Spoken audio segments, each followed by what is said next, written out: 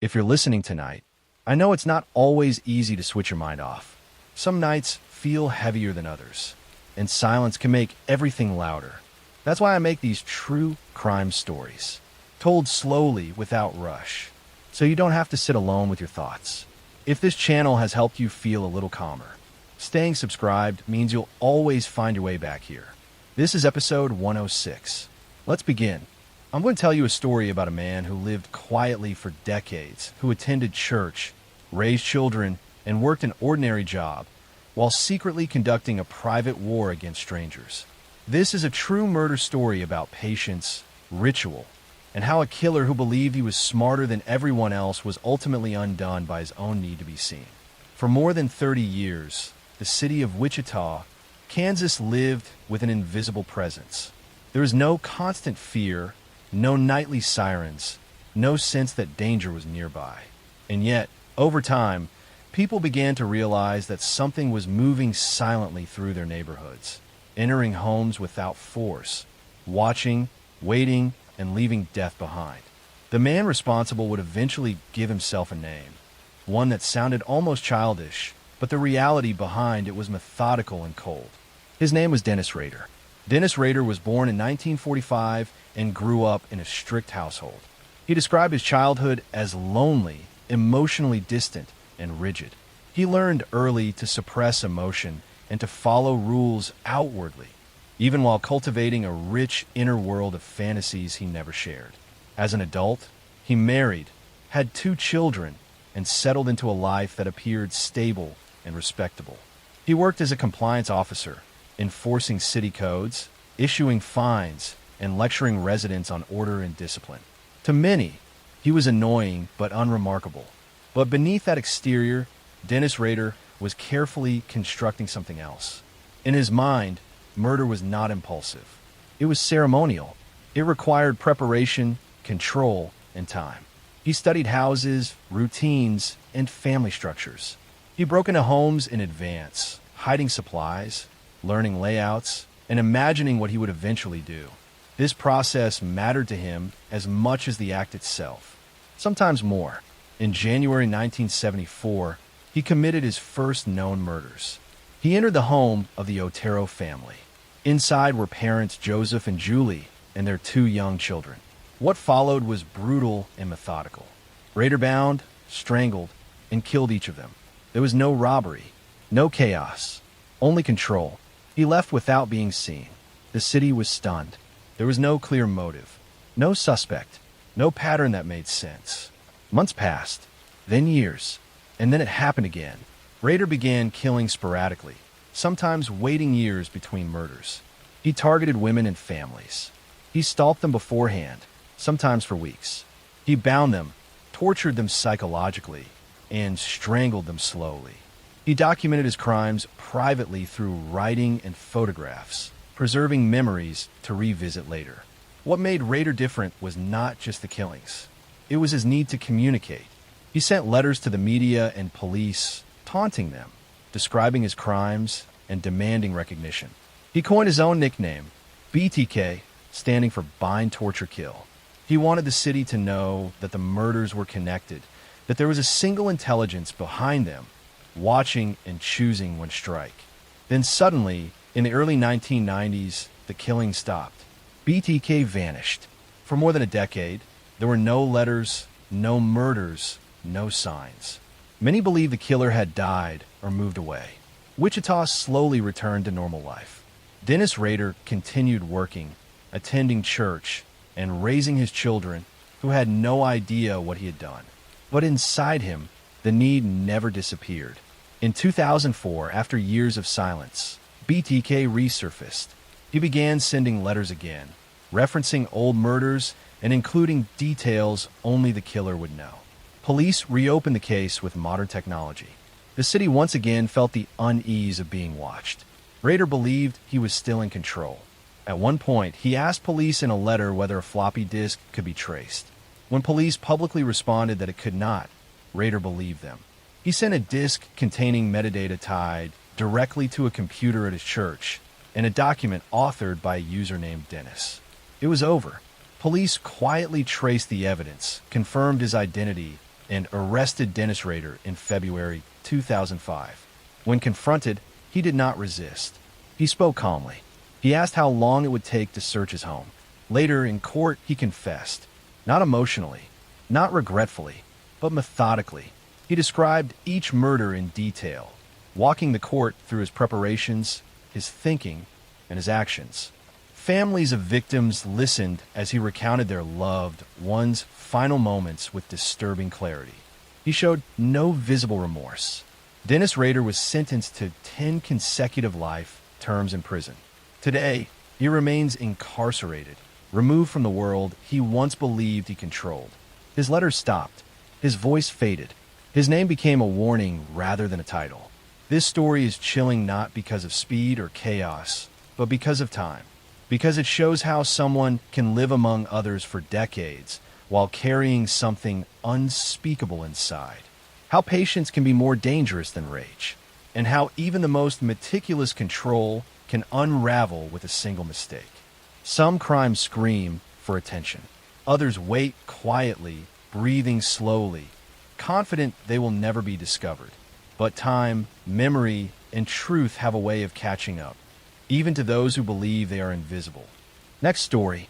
I'm going to tell you a story about a man who believed order was more important than life, who convinced himself that murder could be an act of responsibility, and who disappeared so completely that for years he seemed to dissolve into the quiet background of America itself. This is a true crime story about faith, control, and a crime so carefully planned that it confused investigators for decades, until time and persistence finally brought the truth back into the light. John List lived in a large Victorian mansion in Westfield, New Jersey.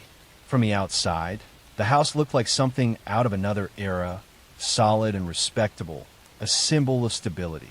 Inside lived John, his wife Helen, his elderly mother Alma, and his 3 children. To neighbors and church members, John appeared reserved, deeply religious, and disciplined. He attended services regularly, believed strongly in structure and morality, and carried himself with quiet seriousness.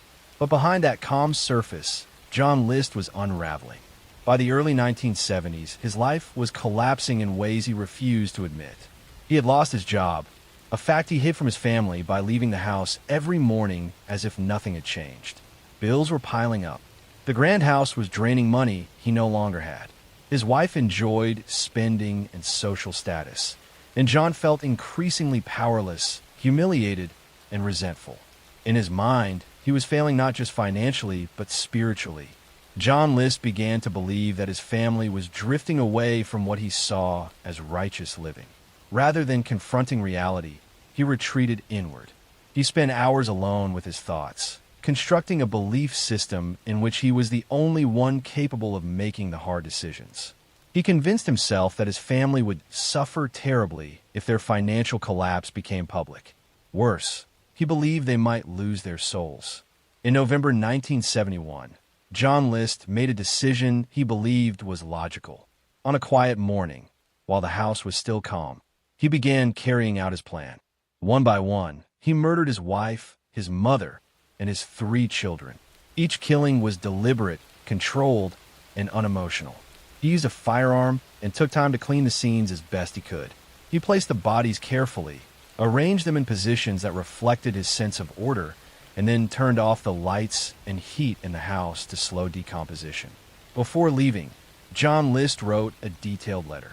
In it, he explained his actions not with rage or apology, but with justification. He wrote that he had saved his family from moral decay and financial shame. He believed they would be reunited in the afterlife. The letter was calm, methodical, and deeply unsettling. Then John List walked out of the house and vanished. For weeks, no one realized anything was wrong. Neighbors assumed the family was traveling. Friends thought they were keeping to themselves. The massive house sat silent, slowly growing colder. When police finally entered, they discovered the bodies in advanced stages of decomposition. The scene shocked the nation, but there was no suspect. John List had disappeared completely. There were no confirmed sightings, no financial trail, no reliable leads. He had planned his escape as carefully as the murders themselves. Years passed, The house became infamous, eventually burning down under mysterious circumstances. The case grew cold. John List became a ghost, a name attached to an unspeakable crime with no resolution. Many believed he had taken his own life or fled the country. But John List was still alive. He had assumed a new identity, moved to another state, remarried, and built a quiet second life. He attended church. He worked modest jobs. He blended in perfectly. The past, he believed, had been sealed away. In the late 1980s, the case resurfaced in an unexpected way. A television program featured the murders and commissioned a forensic sculptor to create an age-progressed bust of John List. The likeness was uncanny. Viewers across the country saw the face of a man who looked ordinary, familiar, unsettlingly normal. One woman recognized him immediately. She contacted authorities and told them the man she knew by another name was, in fact, John List. Police moved quickly. In 1989, nearly 18 years after the murders, John List was arrested. When confronted, he did not deny what he had done. He spoke calmly, repeating the same justifications he had written years earlier. He showed no visible remorse. At trial, he was found guilty on all counts and sentenced to life in prison. John List died behind bars, never changing his explanation, never expressing regret. To the end, he believed he had acted correctly. This story is chilling not because of chaos or impulse, but because of its cold logic. Because it shows how a person can convince themselves that love and destruction are the same thing.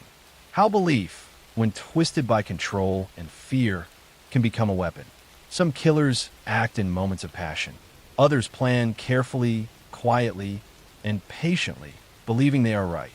And those are often the ones who vanish most easily, hiding not in darkness, but in plain sight.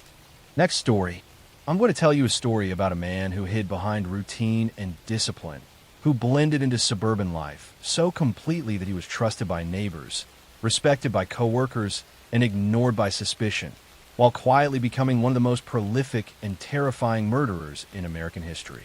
This is a true crime story about patience, escalation, and how a predator who believed he had outrun time was finally caught decades later by science itself.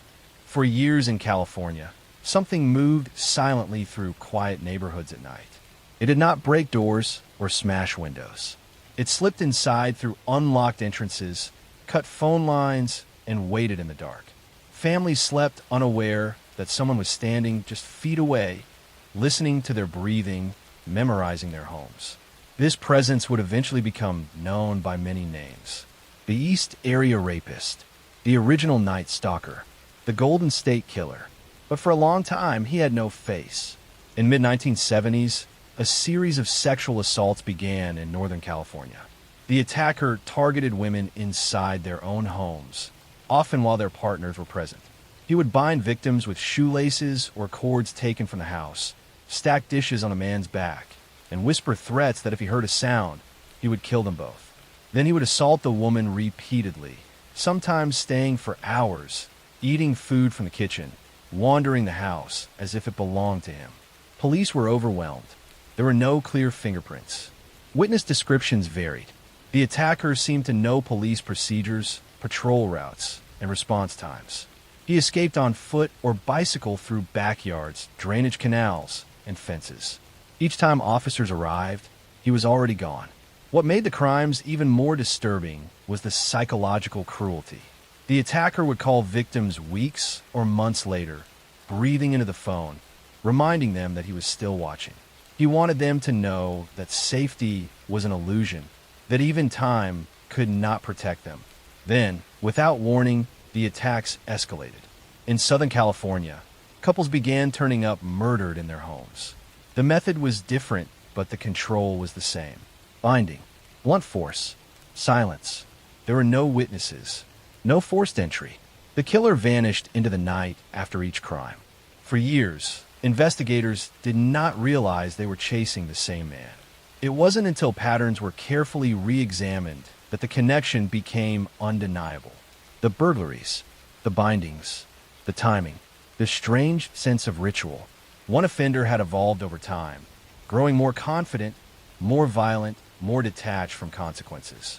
And then, in the late 1980s, it stopped. The Golden State Killer disappeared. Decades passed. Victims aged. Evidence degraded. Some investigators retired or died. Many believe the killer was dead, imprisoned for something else, or simply lost to history. The case became legendary but stagnant, a reminder of how easily someone could vanish before the age of digital tracking. But the story was not finished. In the 2010s, a new approach emerged. Investigators began using genetic genealogy, comparing crime scene DNA not to criminals, but to public ancestry databases. Slowly, family trees were built. Branches narrowed. Names emerged. One name stood out: Joseph James D'Angelo. D'Angelo was a former police officer. He had worked in law enforcement during the years of crimes. He lived an ordinary life, married, had children, worked mundane jobs. Neighbors described him as irritable but normal. No one suspected that this aging man had once terrorized an entire state. In April 2018, police arrested him quietly outside his home. He did not resist. When confronted with the evidence, the decades of silence collapsed. D'Angelo eventually confessed to multiple murders and assaults, admitting that he had lived with the urges constantly, even after the crime stopped. He said he tried to suppress them, to bury them under routine and age. But they never truly left him. In 2020, Joseph D'Angelo was sentenced to multiple life sentences without the possibility of parole. In court, victims finally faced the man who had stolen their sense of safety so long ago. Many spoke not with anger, but with strength, reclaiming voices that had been taken from them in the dark. This case is haunting because it spans generations, because it shows how a predator can hide behind uniforms, jobs, and family roles, how time does not erase harm, and how science, persistence, and memory can reach back across decades to deliver justice. The Golden State Killer believed he had outrun consequence. He believed age had made him invisible. But the past does not forget. It waits, and sometimes it catches up quietly, without drama, without warning, closing the door forever. Next story. I'm going to tell you a story about a man who built his life around words, reputation, and appearances, and about how a single death inside a quiet home became a mystery that slowly unraveled everything he claimed to be. This is a true crime story about trust narrative control and how truth can hide for years inside ordinary domestic spaces. Michael Peterson lived in Durham, North Carolina, with his wife, Kathleen Peterson. Michael was a novelist and columnist known for his intelligence, confidence, and carefully shaped public persona. Kathleen was a successful executive, disciplined, organized, and deeply supportive of her husband's creative ambitions. They lived in a large, comfortable home and moved easily in social circles. To outsiders, their marriage appeared stable and affectionate. On the night of December 9th, 2001, Kathleen was found dead at the bottom of a staircase inside their home. Michael called emergency services, saying his wife had fallen while he was outside by the pool. He sounded distressed but controlled. When police arrived, they found Kathleen lying in a pool of blood with multiple head injuries. At first glance, it appeared to be a tragic accident. Falls on staircases happen. There was no sign of forced entry, but the scene did not sit right. The amount of blood was extensive, far more than expected from a simple fall. The injuries to Kathleen's head were unusual. There were deep lacerations, but no skull fracture. Investigators began to wonder whether she had fallen or whether she had been attacked. Michael maintained his story. He said Kathleen had been drinking wine and slipped. He cooperated with police and allowed them full access to the house. Friends initially supported him, believing it was a terrible accident. But as the investigation continued, Michael's past began to surface. Years earlier, while living in Germany, Michael had been the last person to see a woman named Elizabeth Ratliff alive. She was found dead at the bottom of a staircase as well. At the time, her death had been ruled an accident, but the similarities were impossible to ignore. Two women connected to the same man, both found dead on staircases years apart. The case against Michael began to form slowly. Prosecutors argued that Kathleen had discovered financial issues and secrets shortly before her death, including Michael's hidden online relationships. They suggested that an argument escalated and that Kathleen was assaulted near the staircase, causing fatal injuries. Michael was arrested and charged with murder. During the trial, the prosecution focused on blood spatter evidence patterns on the walls and the sheer volume of blood at the scene. The defense argued that Kathleen's injuries were consistent with multiple falls and that blood loss can appear dramatic without blunt force trauma. The courtroom became a battleground of expert science and competing narratives. In 2003, Michael Peterson was convicted of murder and sentenced to life in prison. But the story did not end there. Years later, flaws were discovered in the forensic analysis used in his trial, particularly involving a state expert who had falsified credentials in multiple cases. Michael was granted a new trial. After spending years in prison, he was released on bond. In 2017, Michael entered an Alford plea. This allowed him to maintain his innocence while acknowledging that the prosecution had enough evidence to likely convict him again. He was sentenced to time served and released. The case officially closed without a clear declaration of guilt or innocence. Kathleen Peterson was remembered as disciplined, generous, and deeply loyal. She supported her family and believed in stability and honesty. Her death left behind unanswered questions that continue to divide opinion. This case remains chilling not because of certainty, but because of ambiguity. Because it shows how truth can fracture into competing versions and how narrative can be as powerful as evidence. Some crimes announce themselves clearly. Others linger quietly forever in the spaces between facts. It is a story that reminds us that justice is not always clean or satisfying, that some answers remain suspended between belief and doubt, and that sometimes the most unsettling part is not knowing exactly how a life ended, but realizing how fragile certainty itself can be. Next story. I'm going to tell you a story about a man who appeared gentle, soft-spoken, and dependable. A man whose life looked calm and orderly from the outside, but who was quietly drifting toward a decision that would erase his entire family in a single morning. This is a true crime story about denial, pressure, and how someone can convince themselves that escape is easier than truth until the weight of reality finally collapses everything. Chris Watts lived in Frederick, Colorado, in a quiet suburban neighborhood where days blended into each other. He worked in the oil industry, a steady job that paid the bills. He was known as polite, reserved, and non-confrontational. Neighbors described him as the kind of man who waved, smiled, and kept to himself. He was married to Shannon Watts, a strong-willed and energetic woman who was active on social media, documenting their life, their home, and their two young daughters, Bella and Celeste. From the outside, their life looked busy but happy. Inside the house, things were far more complicated. The marriage had become strained. Financial stress lingered beneath the surface, even as Shannon tried to maintain a positive image. Chris felt increasingly small inside his own life. He avoided conflict, rarely expressed anger, and instead swallowed frustration until it turned inward.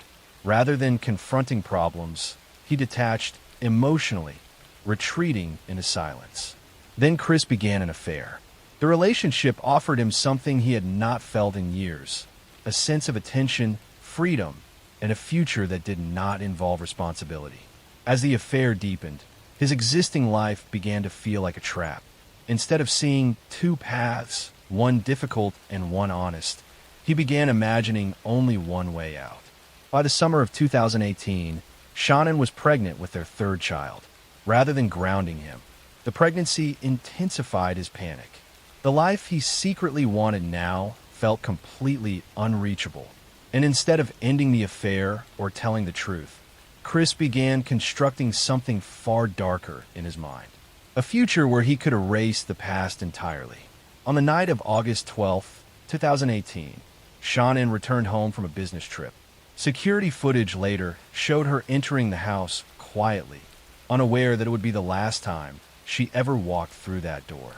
Inside, nothing appeared out of place. The neighborhood was silent. The house went dark. What happened in the early hours of August 13th would unravel one of the most disturbing family murder cases in recent memory. By morning, Shannon and the children were gone.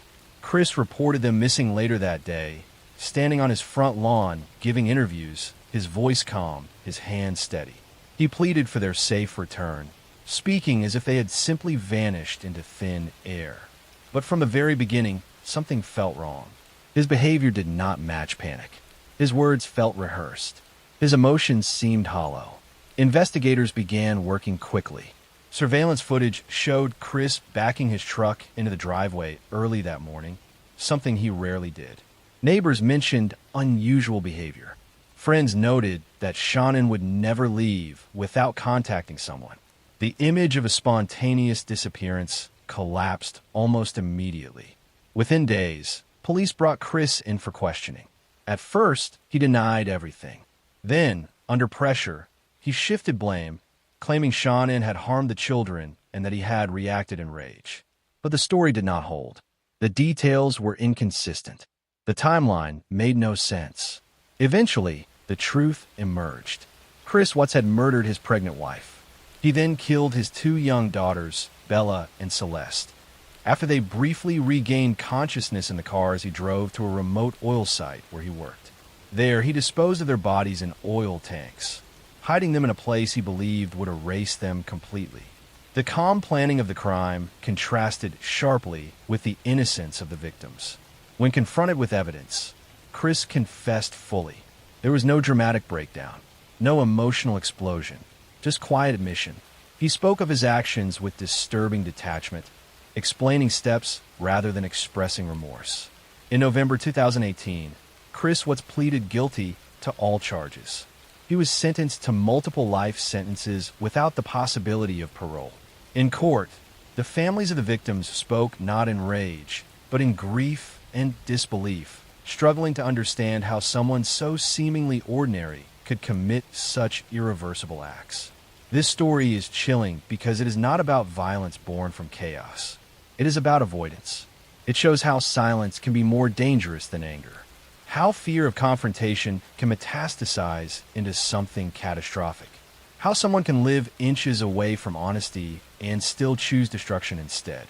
Chris Watts did not snap in a moment. He decided, and that decision erased 4 lives, leaving behind a story that continues to haunt not because it is loud, but because it is quiet, controlled, and terrifyingly human. Next story.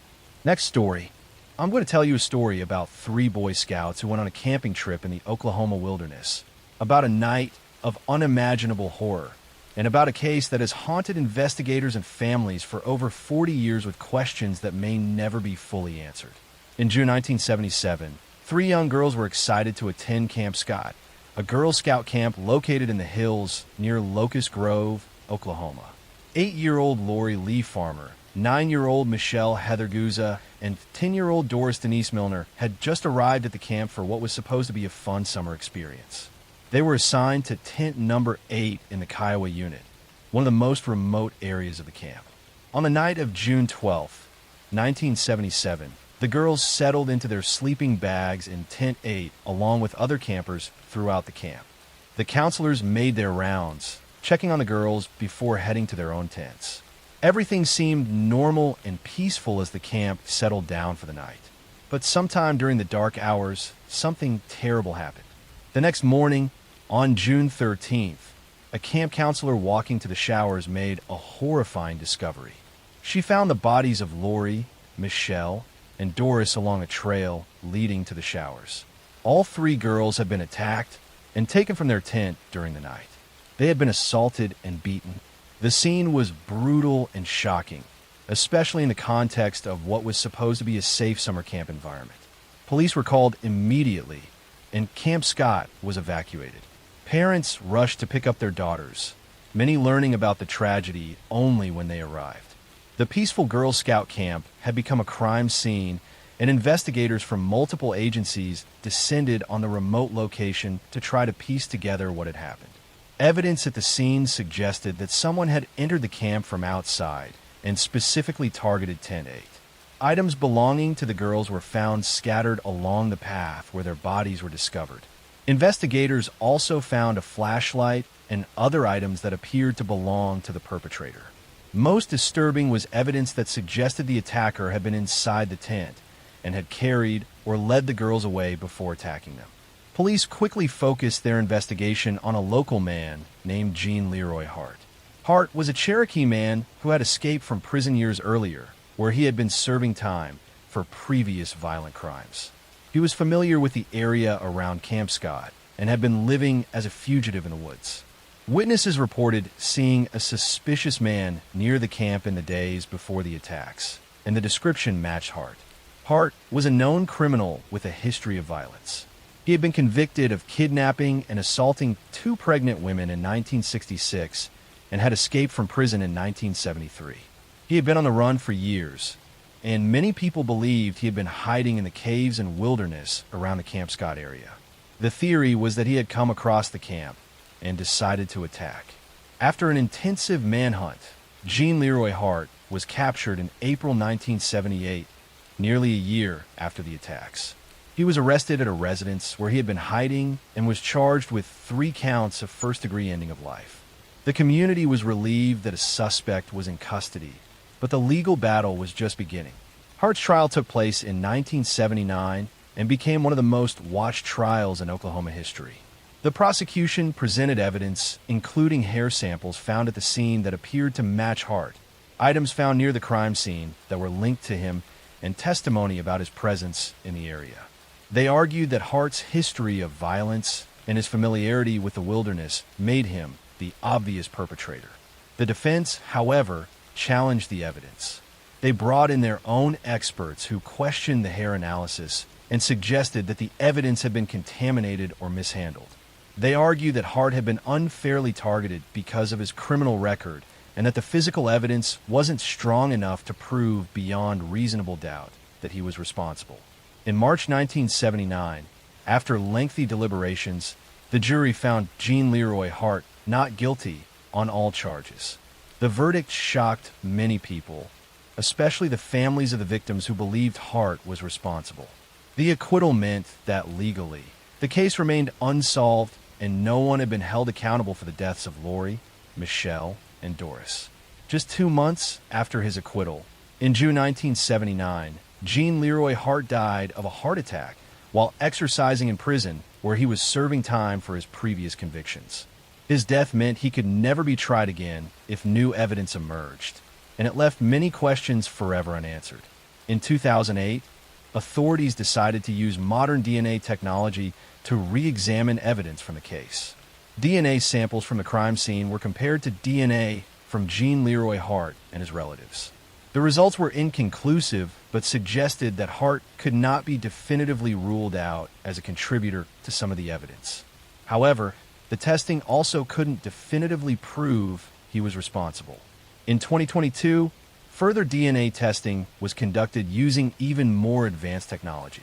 The Oklahoma State Bureau of Investigation announced that the new testing showed that Hart's DNA was a match to evidence found at the crime scene. While this wasn't a legal conviction since Hart had been acquitted and was deceased, the testing gave investigators confidence that they had indeed identified the right person all along. For the families of Lori Farmer, Michelle Guza, and Doris Milner, the DNA results brought some measure of closure, though it couldn't undo decades of pain and uncertainty. The 3 girls had been excited about their camping trip and had looked forward to making friends and having adventures. Instead, they encountered evil in a place that should have been safe. Camp Scott never reopened after the attacks. The property was eventually sold, and the camp structures were demolished.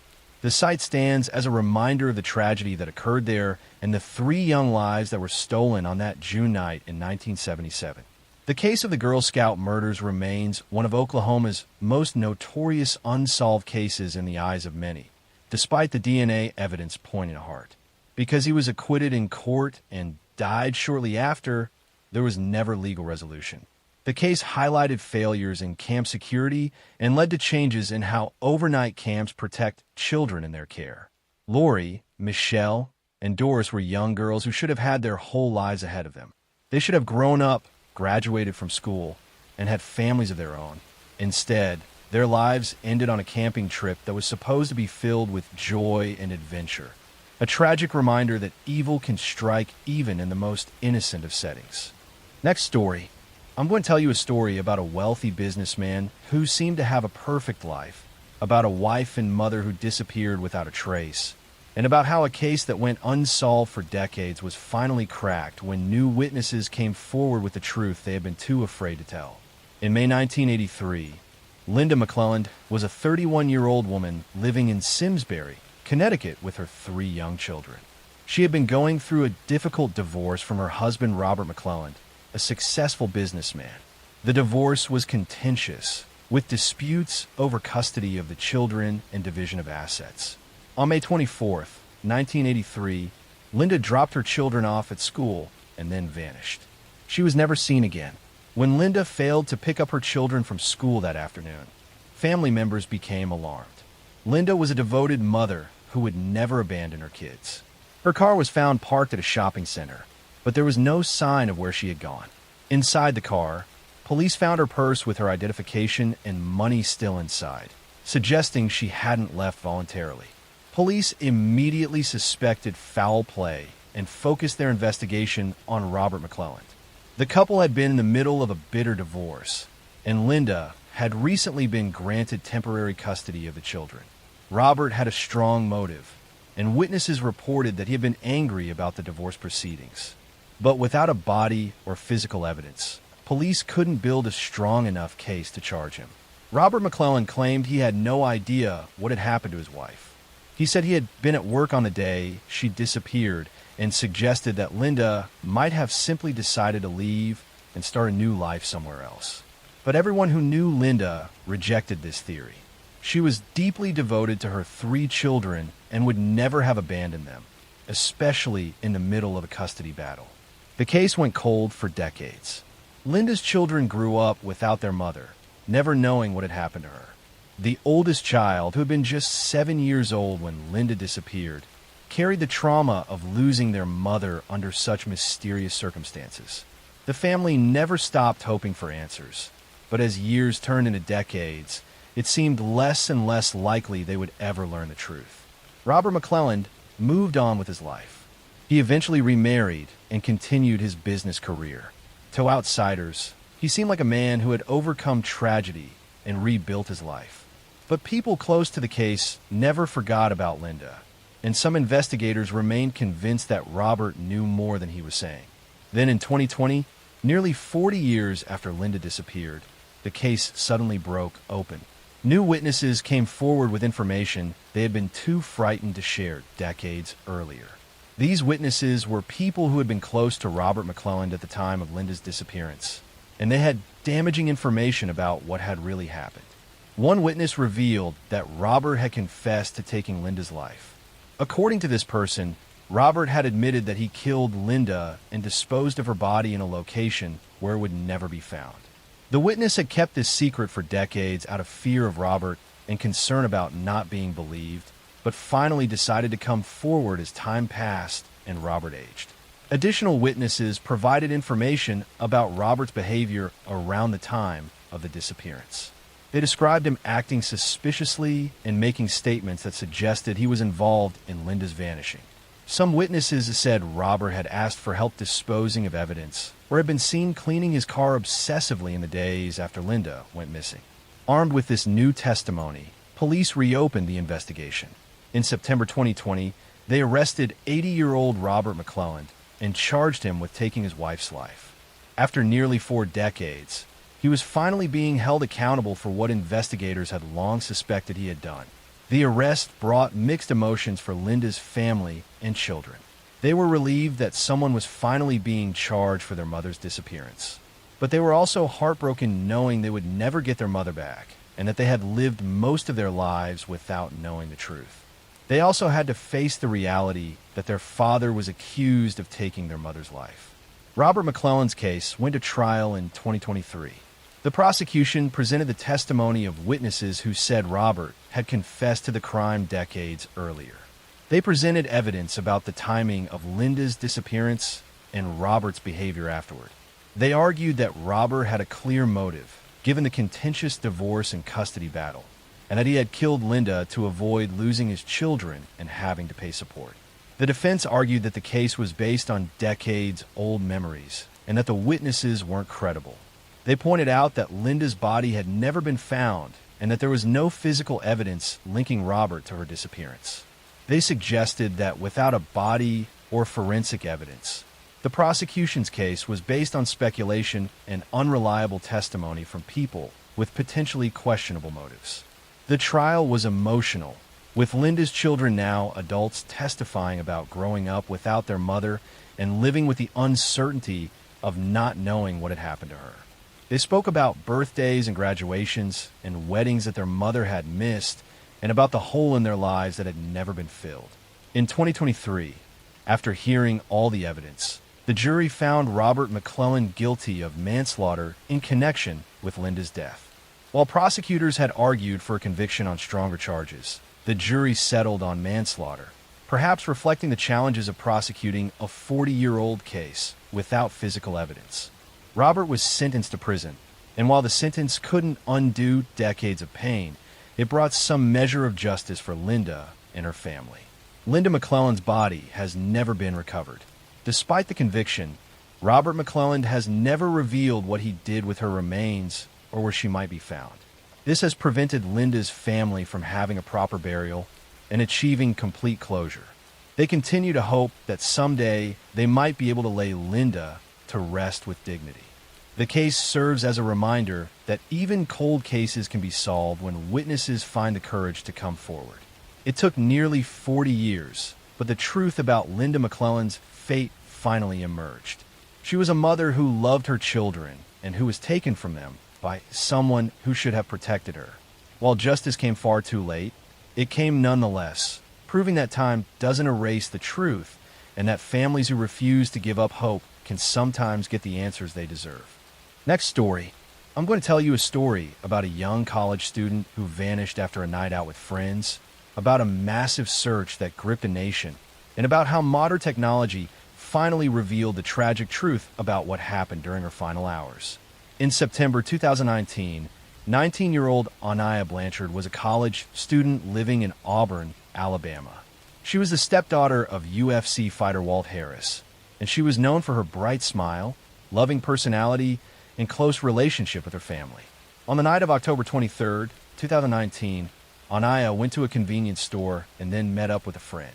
After that evening, she disappeared. When Anaya didn't respond to text messages or phone calls, her family immediately knew something was wrong. This wasn't like her at all. She was in constant communication with her mother and would never just go silent without explanation. Her family reported her missing on October 24th, and police began investigating right away. Investigators found Anaya's car abandoned at an apartment complex in Montgomery, Alabama, about 50 miles from Auburn. The discovery was chilling because there was blood evidence inside the vehicle, suggesting that something violent had occurred. The amount of blood indicated that whoever had been injured was likely seriously hurt. This finding transformed the case from a missing person investigation into a suspected violent crime. Surveillance footage from the convenience store where Anaya had stopped that night became crucial to the investigation. The video showed Anaya inside the store, and it also showed a man later identified as Ibrahim Yazid. Footage appeared to show Yazid following Anaya and possibly forcing her into her own vehicle in the parking lot. The video evidence suggested that Anaya had been abducted. Police identified Ibrahim Yazid as the primary suspect and issued a warrant for his arrest. Yazid was a 30-year-old man with a violent criminal history. He had previously been charged with attempted ending of life and kidnapping in a separate case, but had been released on bond. The fact that someone with such serious pending charges was free on the streets raised immediate questions about the bail system. A massive manhunt began for Yazid. The FBI joined the search, and Anaya's case received national media attention. Her family made emotional public pleas for information. UFC fighters and celebrities shared her story on social media. Thousands of people across Alabama and beyond joined search efforts, hoping to find Anaya alive. On November 7th, 2019, 2 weeks after Anaya disappeared, law enforcement arrested Ibrahim Yazid in Florida. He was captured in Pensacola after witnesses recognized him from wanted posters and media coverage. His arrest brought some relief to investigators, but the critical question remained unanswered. Where was Anaya? The search for Anaya continued even after Yazid's arrest. Investigators worked to trace his movements and identify locations where he might have taken her. They interviewed witnesses, reviewed surveillance footage from multiple locations, and followed every possible lead. But Yazid refused to cooperate or provide any information about what he had done. Then on November 25th, 2019, more than a month after Anaya disappeared, hunters discovered human remains in a wooded area in Macon County, Alabama. The location was remote and would have been nearly impossible to find without the specific tip that led authorities there. DNA testing confirmed the devastating news that Anaya's family had feared. The remains belonged to Anaya Blanchard. The discovery of Anaya's body confirmed that what had started as a kidnapping had ended in the worst possible way. Anaya had been taken from a convenience store parking lot by a stranger, and she had lost her life. The bright young woman with her whole future ahead of her was gone, taken by someone who had no right to steal her life. Ibrahim Yazid was charged with capital murder in Anaya's death. Two other individuals, Antoine Fisher and David Johnson Jr., were also arrested and charged in connection with the case.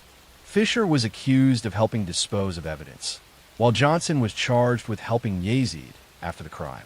The involvement of multiple people in covering up the crime made the case even more disturbing.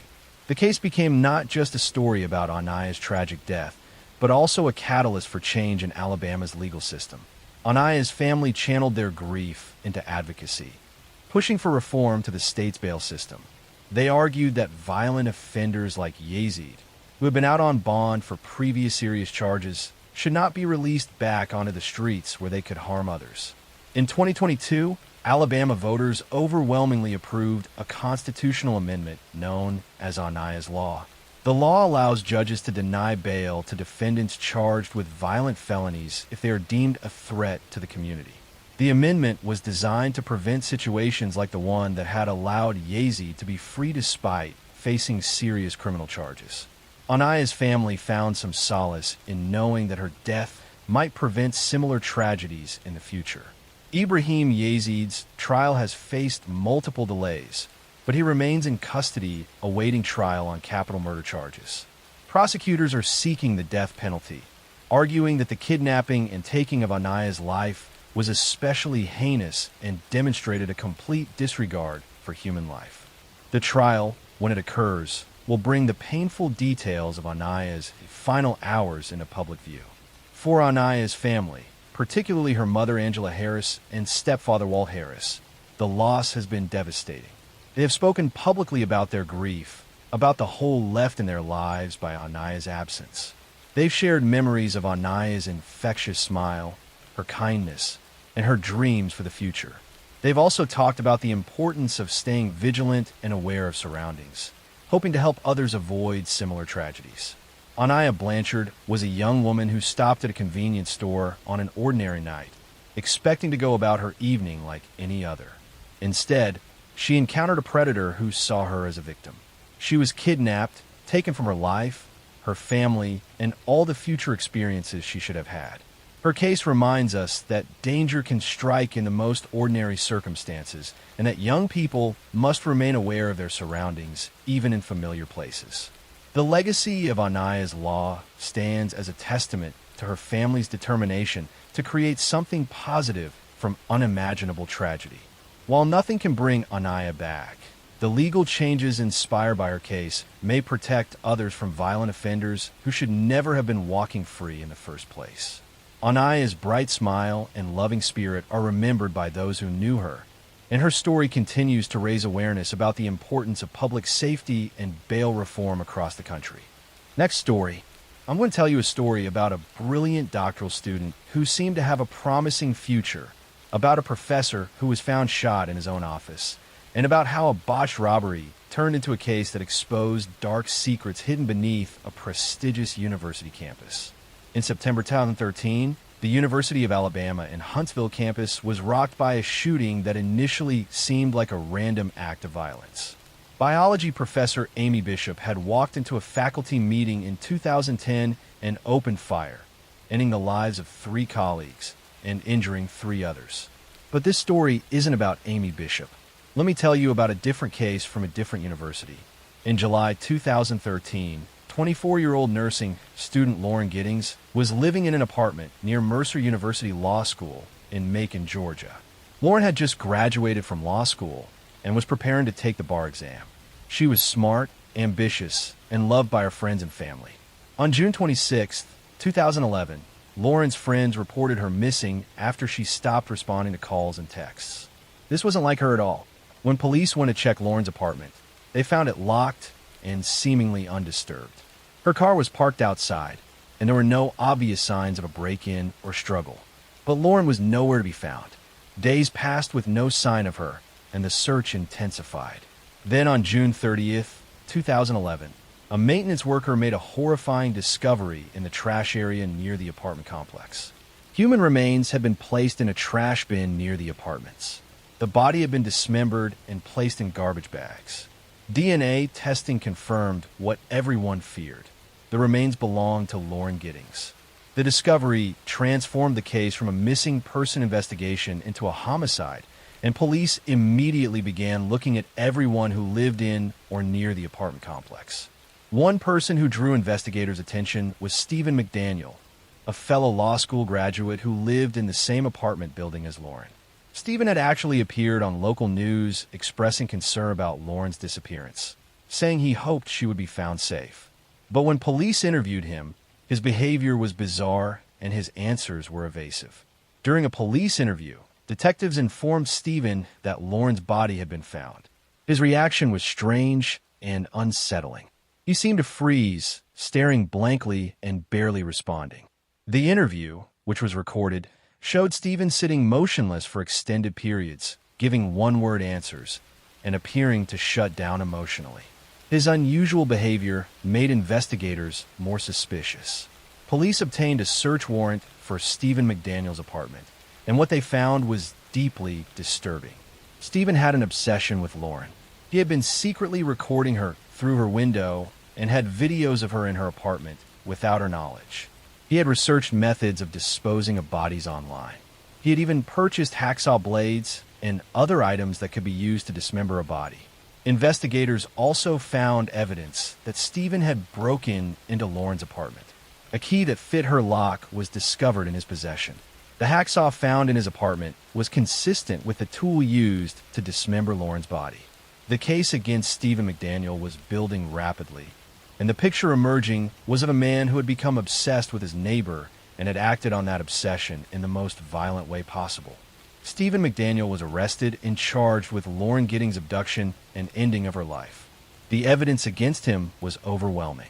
Beyond the physical evidence found in his apartment, digital forensics revealed his disturbing online searches and his pattern of spying on Lauren. He had violated her privacy repeatedly before ultimately taking her life. The case went to trial in 2014, but before the jury could reach a verdict, Stephen McDaniel decided to enter a guilty plea. In April 2014, he pleaded guilty to all charges in exchange for a sentence of life in prison without the possibility of parole. By accepting the plea deal, he avoided a potential death penalty sentence. During the investigation and court proceedings, disturbing details emerged about how Lauren had died. Prosecutors believed that Stephen had broken into Lauren's apartment while she was sleeping, attacked her, and strangled her. He then dismembered her body in an attempt to dispose of the evidence. The crime was premeditated and showed a level of planning that made it even more chilling. Lauren's family was devastated by the loss and by the details of what had happened to her. They had watched her work hard through law school and achieve her dream of becoming a lawyer. She had been just days away from taking the bar exam when her life was stolen. Her sister Karen spoke publicly about Lauren's warmth, intelligence, and the bright future that had been taken from her. The case raised serious questions about safety in apartment complexes and about how to protect against neighbors who might have harmful intentions. Lauren had done nothing to provoke Stephen's obsession. She had simply lived her life, unaware that someone nearby was watching her and planning something terrible. The randomness of her selection as a victim made the crime even more frightening. Stephen McDaniel is currently serving his life sentence in a Georgia prison. He will never be released. During his sentencing, he showed little emotion and offered no real explanation for why he had taken Lauren's life. His lack of remorse and his strange, detached demeanor throughout the legal proceedings disturbed everyone involved in the case. The Lauren Giddings case became a reminder that danger can exist even in places that should be safe, like our own homes and apartment buildings. It highlighted the importance of being aware of surroundings and trusting instincts if something feels wrong. It also showed how modern technology, while useful, can be misused by people with harmful intentions to spy on and stalk others. Lauren Giddings was remembered by those who knew her as a dedicated student, a loyal friend, and a person with a bright future in law.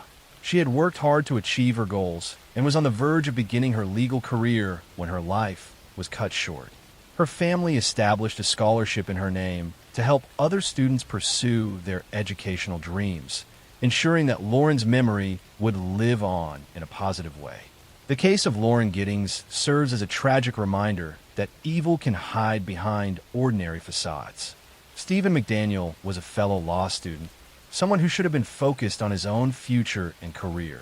Instead, he became obsessed with a neighbor and committed a horrific crime that destroyed multiple lives.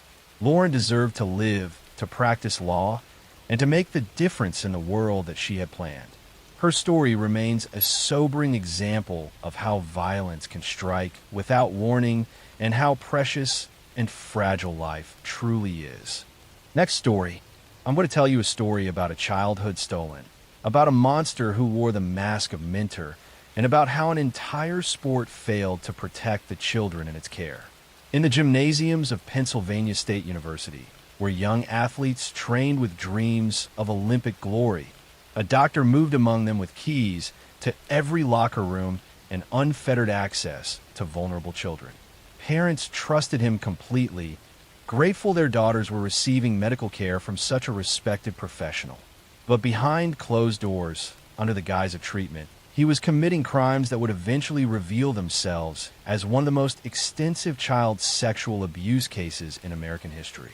This is the story of Larry Nassar, a sports medicine doctor who sexually abused at least 265 young female athletes over more than 2 decades. Between 1992 and 2016, he used his position as team doctor for USA Gymnastics and Michigan State University to assault girls as young as 6 years old, disguising his abuse as legitimate medical treatment. His crimes were enabled by institutions that ignored complaints, silenced victims, and protected their reputations rather than the children in their care. Lawrence Gerard Nassar was born on August 16, 1963, in Farmington Hills, Michigan. He grew up in a middle-class family where education and achievement were valued. His childhood appeared unremarkable, with no obvious signs of the predator he would become. He was intelligent and focused, showing early interest in sports medicine and athletic training. Larry attended Michigan State University, earning undergraduate and graduate degrees in kinesiology before attending medical school. He was drawn to sports medicine, particularly gymnastics, where he saw opportunity to work with elite young athletes. He completed his training and became licensed as an osteopathic physician, gaining credentials that would give him authority and trust. In 1986, while still a student, Larry began working as an athletic trainer for the USA Gymnastics team. He quickly made himself indispensable, volunteering for events, traveling with teams, and building relationships with coaches and officials. He positioned himself as someone dedicated to the athletes, always available, always willing to help. This reputation gave him access and trust that he would exploit for decades. Larry developed a technique he claimed was a legitimate treatment for various athletic injuries, particularly back and hip pain. He called it pelvic floor therapy and told athletes it required internal manipulation. In reality, he was sexually assaulting them, penetrating them with his unloved hands while claiming it was medical treatment.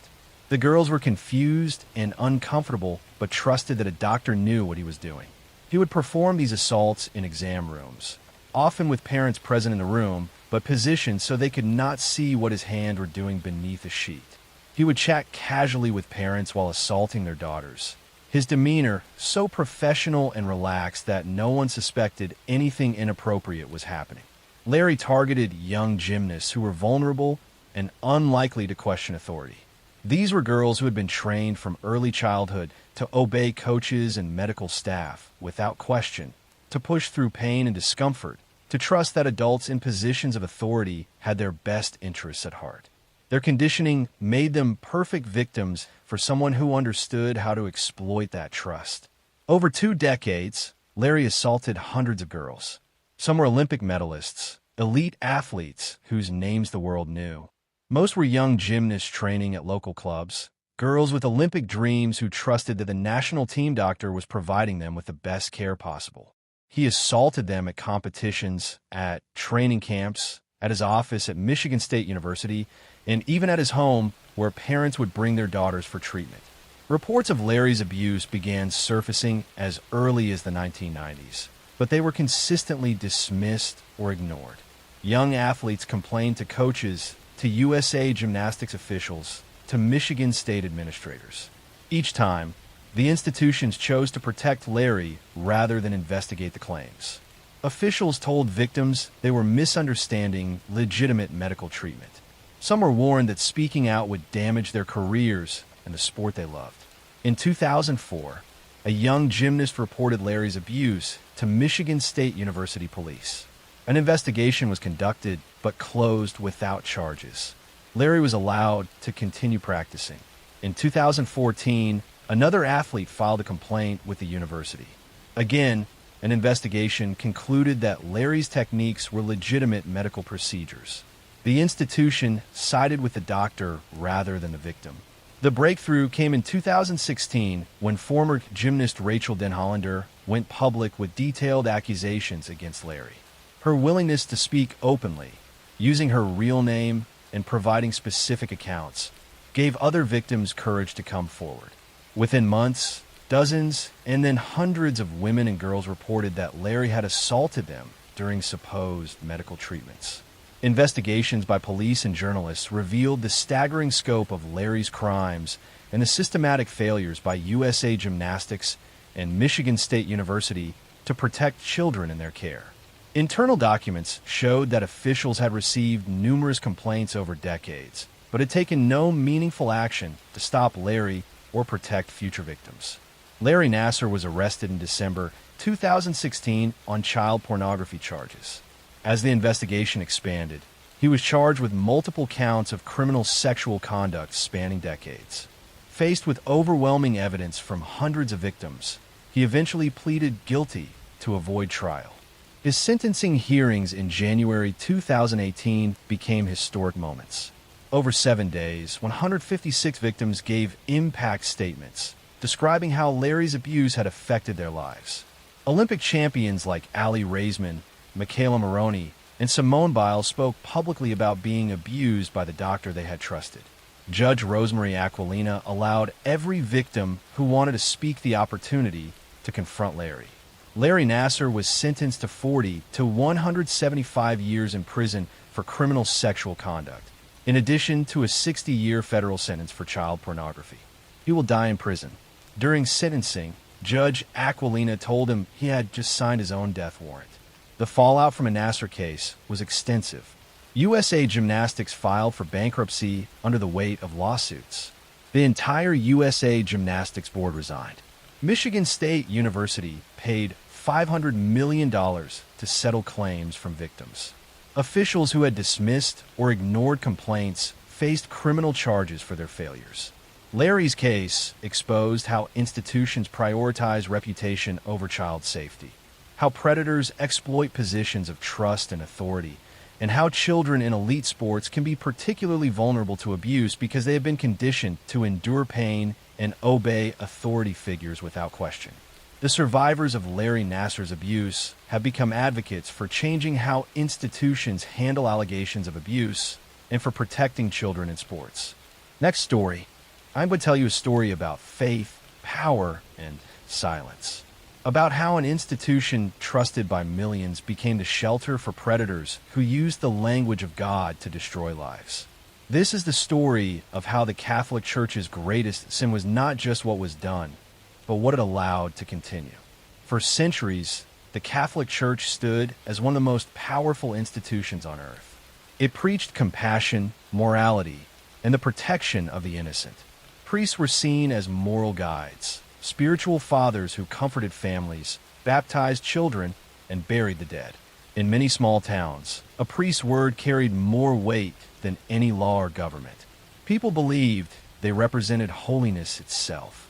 But beneath that image, hidden for decades, an epidemic of abuse was spreading across parishes, schools, and orphanages. It was not the story of one man or one place. It was a pattern repeated around the world.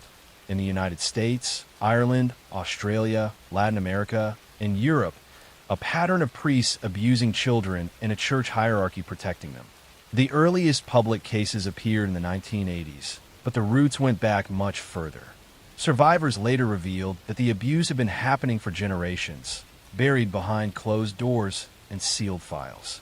In many cases, victims were children as young as 7 or 8, altar boys, choir members, and students who looked up to their priests as father figures. The abuse often followed the same pattern.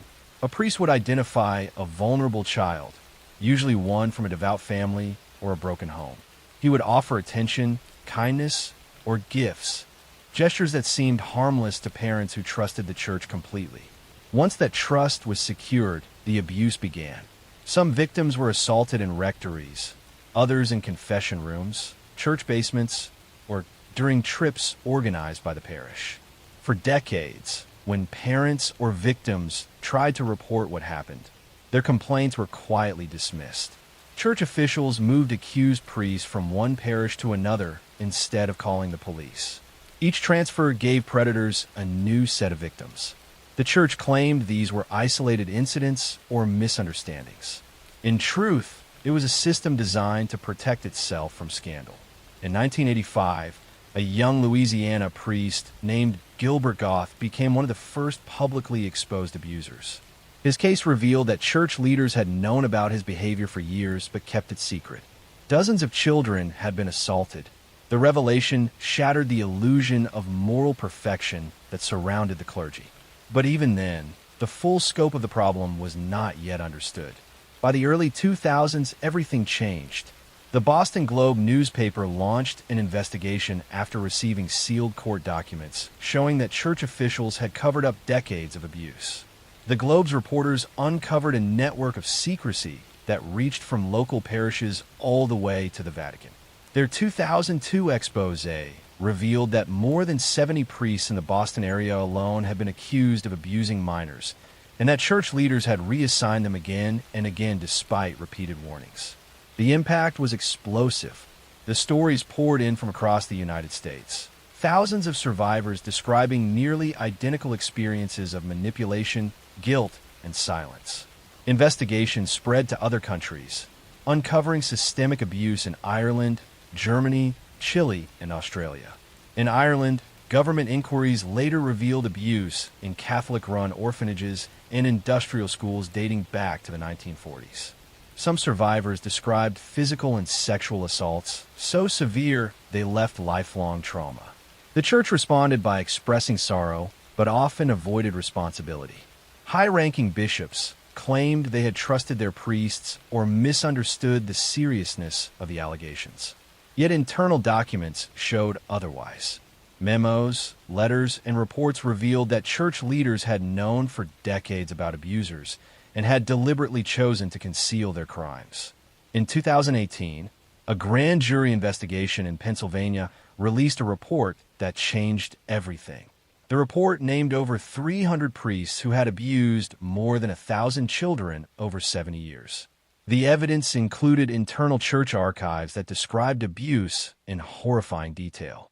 Some files showed that church officials had recorded the crimes but never alerted law enforcement.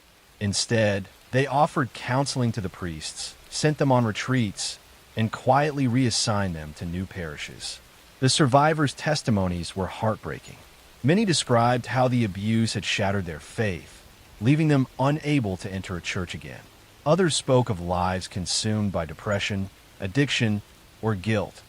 Feelings rooted in the manipulation that made them believe the abuse was their fault. For decades, many have been too ashamed to tell anyone. It was only when others spoke out publicly that they found the strength to come forward. Financially, the church faced massive consequences. By the 2020s, Catholic dioceses across the United States had paid more than $4 billion in settlements to victims. Some dioceses declared bankruptcy to avoid further lawsuits. But no amount of money could heal the damage done to the people who had once believed the church represented safety and purity.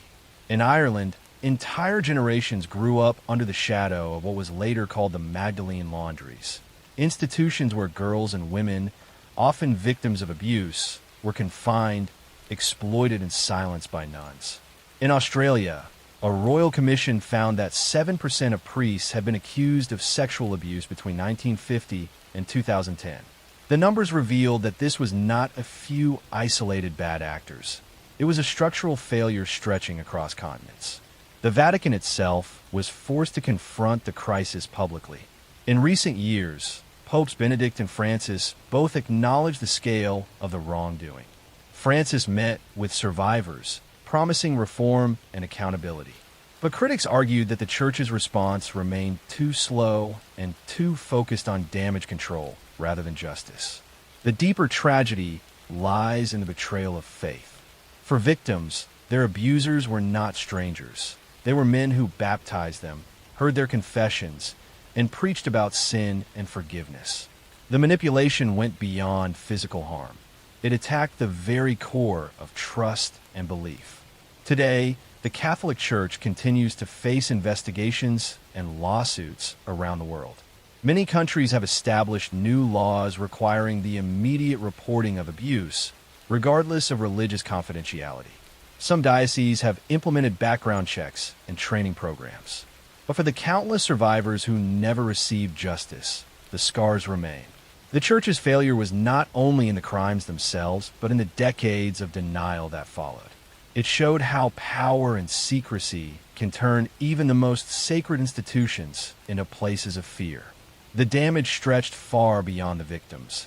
It eroded the faith of millions who once looked to the Church for moral guidance. The story of the Catholic Church abuse crisis is not just about religion. It is about how human systems can become corrupted by pride, and how silence can destroy more lives than violence ever could. Even now, survivors gather quietly in support groups around the world, lighting candles for those who never found the courage to speak. Their strength, not the Church's apologies, is what has kept the truth alive. Next story. I'm going to tell you a story about a woman who craved attention more than air, about lies that spiraled into murder, and about how the need to be seen as a victim can transform someone into a monster. In the small town of Springfield, Missouri, where neighbors knew each other and supported one another through hardships, a young mother was gaining sympathy and admiration for her strength in the face of tragedy. Her daughter suffered from mysterious illnesses that required frequent hospitalizations. Friends rallied around her, impressed by her devotion and resilience. But the illnesses were not mysterious at all. They were being caused by the mother herself. This is the story of Dee Blanchard and the murder that exposed years of abuse. For over a decade, Dee convinced the world that her daughter Gypsy Rose was severely ill, confined to a wheelchair, mentally disabled, and suffering from leukemia, muscular dystrophy, and numerous other conditions. She shaved Gypsy's head, forced her to use a wheelchair, and underwent unnecessary surgeries and treatments. In reality, Gypsy was healthy. Dee had Munchausen syndrome by proxy, a disorder where caregivers fabricate or induce illness in those they care for to gain attention and sympathy. On June 14th, 2015, Gypsy and her secret boyfriend, Nicholas Gojon, murdered Dee, stabbing her to death in her sleep. The murder exposed decades of abuse and raised difficult questions about victim and perpetrator. Claudine Petra, who later called herself Dee Blanchard, was born on May 3rd, 1967, in Chack Bay, Louisiana. She grew up in a troubled family where manipulation and dysfunction were normal. From a young age, Dee Dee showed patterns of lying and stealing. Family members described her as someone who constantly sought attention and would fabricate stories to make herself the center of drama.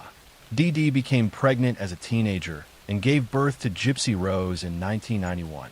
The father, Rod Blanchard, was young and unprepared for parenthood. He and Dee Dee separated shortly after Gypsy's birth, though Rod remained involved and paid child support. This gave Dee Dee the perfect situation, a child she could control completely without interference from a partner. When Gypsy was a baby, Dee Dee began claiming the child had sleep apnea and other health problems. As Gypsy grew, the list of supposed illnesses expanded dramatically. Dee Dee claimed Gypsy had muscular dystrophy, leukemia, epilepsy, asthma, and the mental capacity of a 7-year-old due to brain damage from premature birth. None of this was true. Gypsy had been born full-term and healthy. Dee Dee forced Gypsy to use a wheelchair even though she could walk. She shaved Gypsy's head to mimic hair loss from chemotherapy that Gypsy never actually needed. She had feeding tubes inserted even though Gypsy could eat normally. She subjected her daughter to unnecessary surgeries, medications, and treatments, all to maintain the illusion of severe illness. The deception worked spectacularly. Doctors were fooled by Dee Dee's detailed medical histories and her ability to describe symptoms convincingly. When doctors expressed doubt, Dee Dee would simply find new doctors and claim previous records had been lost. After Hurricane Katrina in 2005, Dee Dee used the disaster as an excuse for why medical records were unavailable, making it nearly impossible for doctors to verify her claims. Dee Dee and Gypsy became local celebrities. They received a house from Habitat for Humanity, trips to Disney World from Make-A-Wish Foundation, and constant attention from charities and well-wishers. Dee Dee basked in the sympathy and admiration, presenting herself as a saintly mother caring for a desperately ill child. But Gypsy was becoming aware that something was wrong. As she entered her teens, she realized she was not actually sick. She could walk when her mother was not watching. She was not mentally disabled. She began to understand that her mother was lying and that she was trapped in a prison of fabricated illness. Gypsy began secretly using the internet, creating online profiles where she pretended to be a healthy young woman. In 2012, she met Nicholas Gojon through a Christian dating site. Nicholas had his own psychological problems, including autism and a disturbed sexual fixation on violence. But he believed Gypsy's claims that she was being held prisoner by her abusive mother. Over 3 years, Gypsy and Nicholas developed a relationship conducted entirely online and during brief secret meetings. Gypsy became convinced that murder was her only escape from Dee Dee's control. She manipulated Nicholas, playing on his devotion and his violent fantasies, convincing him that killing Dee Dee was the only way they could be together. On June 14, 2015, Nicholas traveled to Springfield and entered the home Dee Dee and Gypsy shared. While Dee Dee slept, Nicholas stabbed her 17 times, killing her. Gypsy waited in another room, listening to her mother die. Afterward, they took money and fled to Wisconsin, where Nicholas lived. Before leaving, Gypsy posted messages on Facebook from Dee Dee's account saying cryptic things that alarmed friends. When concerned neighbors found Dee Dee's body days later, police initially feared Gypsy had been kidnapped by whoever killed her mother. But investigation quickly revealed the truth. Police tracked Gypsy and Nicholas to Wisconsin through online records and arrested them. During interrogation, the full scope of Dee Dee's deception emerged. Medical experts examined Gypsy and confirmed she had no significant health problems. The wheelchair, the medications, the surgeries had all been unnecessary.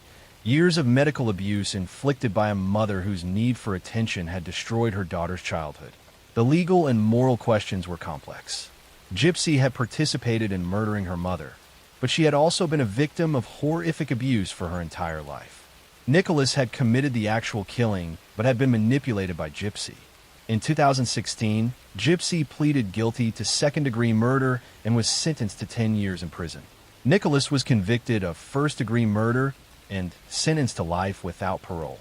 Gypsy Rose was released from prison in December 2023 after serving 8 years. She has spoken publicly about the abuse she suffered and her regret over the murder. She acknowledges she should have sought help through legal means, but felt she had no other escape from her mother's control.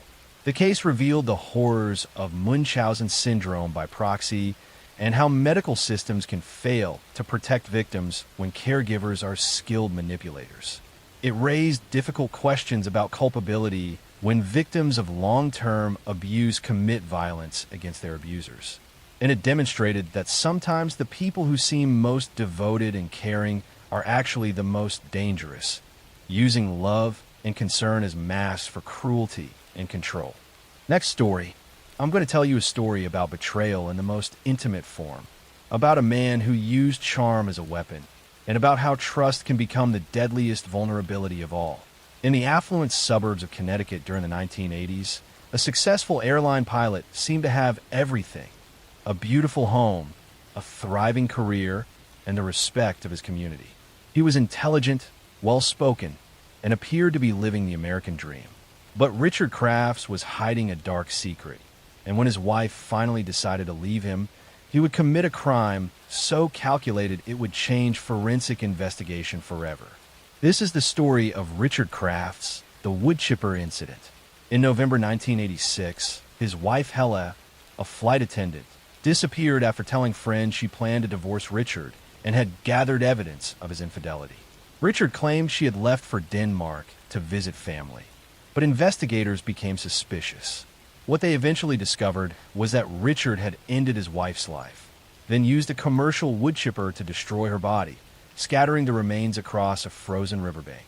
His conviction in 1989 became the first successful prosecution in Connecticut history without an intact body, revolutionizing how cases could be prosecuted. Richard Bunnell Crafts was born on December 20th, 1937, in New York. His childhood appeared stable on the surface, with a middle-class upbringing and adequate resources. He was intelligent and performed well academically, showing particular aptitude for technical subjects and planning. He pursued aviation and became a commercial airline pilot, a prestigious career that required discipline and attention to detail. Richard married Helen Nielsen in 1969. Hella was a beautiful Danish woman who worked as a flight attendant for Pan Am. They had 3 children and lived in a comfortable home in Newtown, Connecticut. To outsiders, they seemed like a successful couple living a comfortable suburban life. Richard was respected in his profession and appeared to be a devoted family man. But the marriage was troubled beneath the surface. Richard was controlling and emotionally distant. He monitored Hella's activities and became angry when she showed independence. He had affairs, but became enraged when he suspected Hella of any disloyalty. The relationship was marked by his need for absolute control over every aspect of their lives. By 1986, Hella had had enough. She consulted a divorce attorney and began gathering evidence of Richard's infidelity, including receipts and documentation that would support her case. She told friends and family that she was leaving Richard and feared how he might react. She made it clear that if anything happened to her, Richard should be the primary suspect. These statements would later prove crucial to the investigation. On November 18th, 1986, during a snowstorm, Hella had disappeared. Richard told people she had gone to Denmark to visit her sick mother. He produced what appeared to be letters and communications from Hella explaining her absence. But Hella's friends and family did not believe these explanations. Hella would never abandon her children. They insisted, and the communications did not sound like her. Police began investigating, and suspicions centered on Richard from the beginning. His story had inconsistencies, and his behavior seemed wrong for someone whose wife had suddenly left. He showed little emotion or concern about Hella's absence. He was making plans to sell their house and reorganize his life unusually quickly for someone expecting his wife to return. Investigators discovered that Richard had rented a large commercial wood chipper in the days following Hella's disappearance. Witnesses reported seeing him operating the machine near the Housatonic River during the snowstorm, unusual activity for that time and weather. He had also purchased new bedding and had cleaned the house extensively. Police obtained a warrant to search the property and began painstaking forensic work. They examined the wood chipper Richard had rented and found tiny fragments of human tissue, bone, and hair inside. They searched the riverbank where witnesses had seen him operating the machine and found minute pieces of human remains, teeth, bone fragments, and other evidence scattered across a wide area. The forensic investigation was groundbreaking. Scientists examined hundreds of tiny fragments, piecing together evidence that would prove what had happened to Hella. They found a tooth cap that Hella's dentist identified as matching her dental work. They found fingernail fragments with polish matching the brand Hella used. They found bone pieces that, when analyzed, were consistent with Hella's medical history, including old injuries. The case against Richard was built on these fragments and on the circumstantial evidence of his actions after Hella's disappearance. Prosecutors argued that Richard had ended Hella's life in their home, likely while she slept, then dismembered her body and used the wood chipper to destroy the remains, scattering them along the riverbank where they would be difficult to find and identify. Richard's first trial in 1988 ended in a hung jury. One juror could not accept that the tiny fragments constituted sufficient proof. But prosecutors tried him again, and in 1989, Richard Crafts was convicted. The jury accepted that the accumulation of forensic evidence, combined with Richard's suspicious behavior and the circumstances of Hella's disappearance, proved beyond reasonable doubt that he had ended his wife's life. He was sentenced to 50 years in prison. Throughout both trials, Richard showed little emotion and maintained that Hella had simply left and the evidence against him was coincidental or misinterpreted. He never confessed and never showed remorse for what had happened to the mother of his children. Richard Crafts was released from prison in 2020 after serving over 30 years.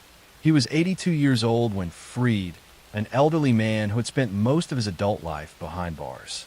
His release sparked outrage from Hella's family and friends, who felt justice had not been fully served. The Crafts case became famous in forensic science and legal circles as a landmark prosecution. It demonstrated that cases could be successfully tried even without an intact body, as long as sufficient physical evidence could be gathered and presented. The painstaking forensic work involved in identifying tiny fragments scattered across a wide area became a model for future investigations. Hella Crafts' family never recovered from her loss. Her children grew up without their mother, knowing their father had taken her from them. They had to process not just the loss, but the horrific manner of it, knowing that Richard had tried to erase every trace of Hella's existence. The case stands as a reminder that danger often comes from those closest to us, that domestic relationships can become deadly when control and possession override love and respect. Richard Crafts could not accept that Hella would leave him, and rather than let her go, he chose to destroy her completely, believing his careful planning would allow him to escape justice. The tiny fragments of evidence he could not eliminate became the proof that brought him down, demonstrating that even the most calculated crimes leave traces that determined investigators can find. Next story. I'm going to tell you a story about a woman who turned tragedy into profit, about deception that lasted decades, and about how the desire for sympathy and financial gain can lead someone to commit the unthinkable repeatedly. In the small town of Wanacue, New Jersey, during the 1970s and 1980s, one family seemed cursed by terrible luck. Mary Beth Tinning's children kept passing away, one after another, from various mysterious illnesses and sudden medical emergencies. Neighbors expressed sympathy for the seemingly devoted mother who kept losing her babies. Doctors were puzzled by the string of tragedies. But no one suspected that Mary Beth herself was causing these deaths, ending the lives of her own children to gain attention and sympathy. This is the story of Mary Beth Tinning, who between 1972 and 1985 ended the lives of 9 of her own children through suffocation and other means. She would bring her babies to hospitals in crisis, appearing as a distraught mother seeking help, while she was actually the cause of their medical emergencies. Her conviction in 1987 exposed one of the most disturbing cases of Munchausen syndrome by proxy ever documented and revealed how a mother's need for attention could override the most basic parental instincts. Mary Beth Rowe was born on September 11th, 1942, in Duanesburg, New York. Her childhood was marked by emotional neglect and a desperate hunger for attention. Her parents were cold and distant, showing little affection to their children. Her father was an alcoholic who spent little time with the family. Her mother was emotionally unavailable, providing basic physical care but no warmth or nurturing. Mary Beth grew up feeling invisible and worthless. She struggled in school, not due to lack of ability, but because she could not focus when her emotional needs were so unmet. She had few friends and spent most of her time alone, developing fantasies about being special or important in some way. She craved recognition and sympathy, but had no healthy way to obtain it. She married Joseph Tinning in 1965. Joseph was a stable, hardworking man who provided financial security. They settled in Schenectady, New York, and began having children. For Mary Beth, motherhood seemed like an opportunity to finally matter, to be important to someone. But she quickly discovered that healthy children did not generate the attention she craved. In January 1972, Mary Beth's 8-day-old daughter, Jennifer, passed away from what doctors determined was meningitis and pulmonary edema. The death appeared natural and tragic. The community rallied around Mary Beth, offering sympathy and support. For perhaps the first time in her life, Mary Beth was the center of attention, receiving care and concern from everyone around her. The experience was intoxicating. Just 17 days after Jennifer's passing, Mary Beth's 2-year-old son, Joseph, died suddenly. Doctors attributed it to cardiac arrest related to a previous illness. 2 children gone within 3 weeks seemed impossibly tragic, but medical professionals accepted Mary Beth's explanations, and no one suspected foul play. Mary Beth received even more sympathy and attention as the unlucky mother who had lost 2 children. What no one realized was that Mary Beth had discovered a terrible way to get the attention she desperately needed. By harming her children, she could create medical crises that brought doctors, nurses, neighbors, and family members rushing to support her. She was no longer invisible. She mattered. Over the next 13 years, 7 more of Mary Beth's children would pass away under suspicious circumstances. Barbara passed away at age 4.5, officially from Reye's syndrome. Timothy passed at age 3 weeks from what was called sudden infant death syndrome. Nathan passed at 5 months, another SIDS diagnosis. Mary Frances passed at 3 months. Jonathan passed at 3 months. Michael passed at 2.5 weeks. Each time, doctors accepted that these were tragic but natural deaths. Mary Beth's method was suffocation. She would smother her babies with pillows or blankets, cutting off their air supply until they stopped breathing. Sometimes she would revive them and bring them to hospitals, creating medical emergencies that required intensive intervention. Other times, she would simply end their lives and present their bodies to authorities, claiming they had stopped breathing suddenly. She carefully selected which children to harm and when.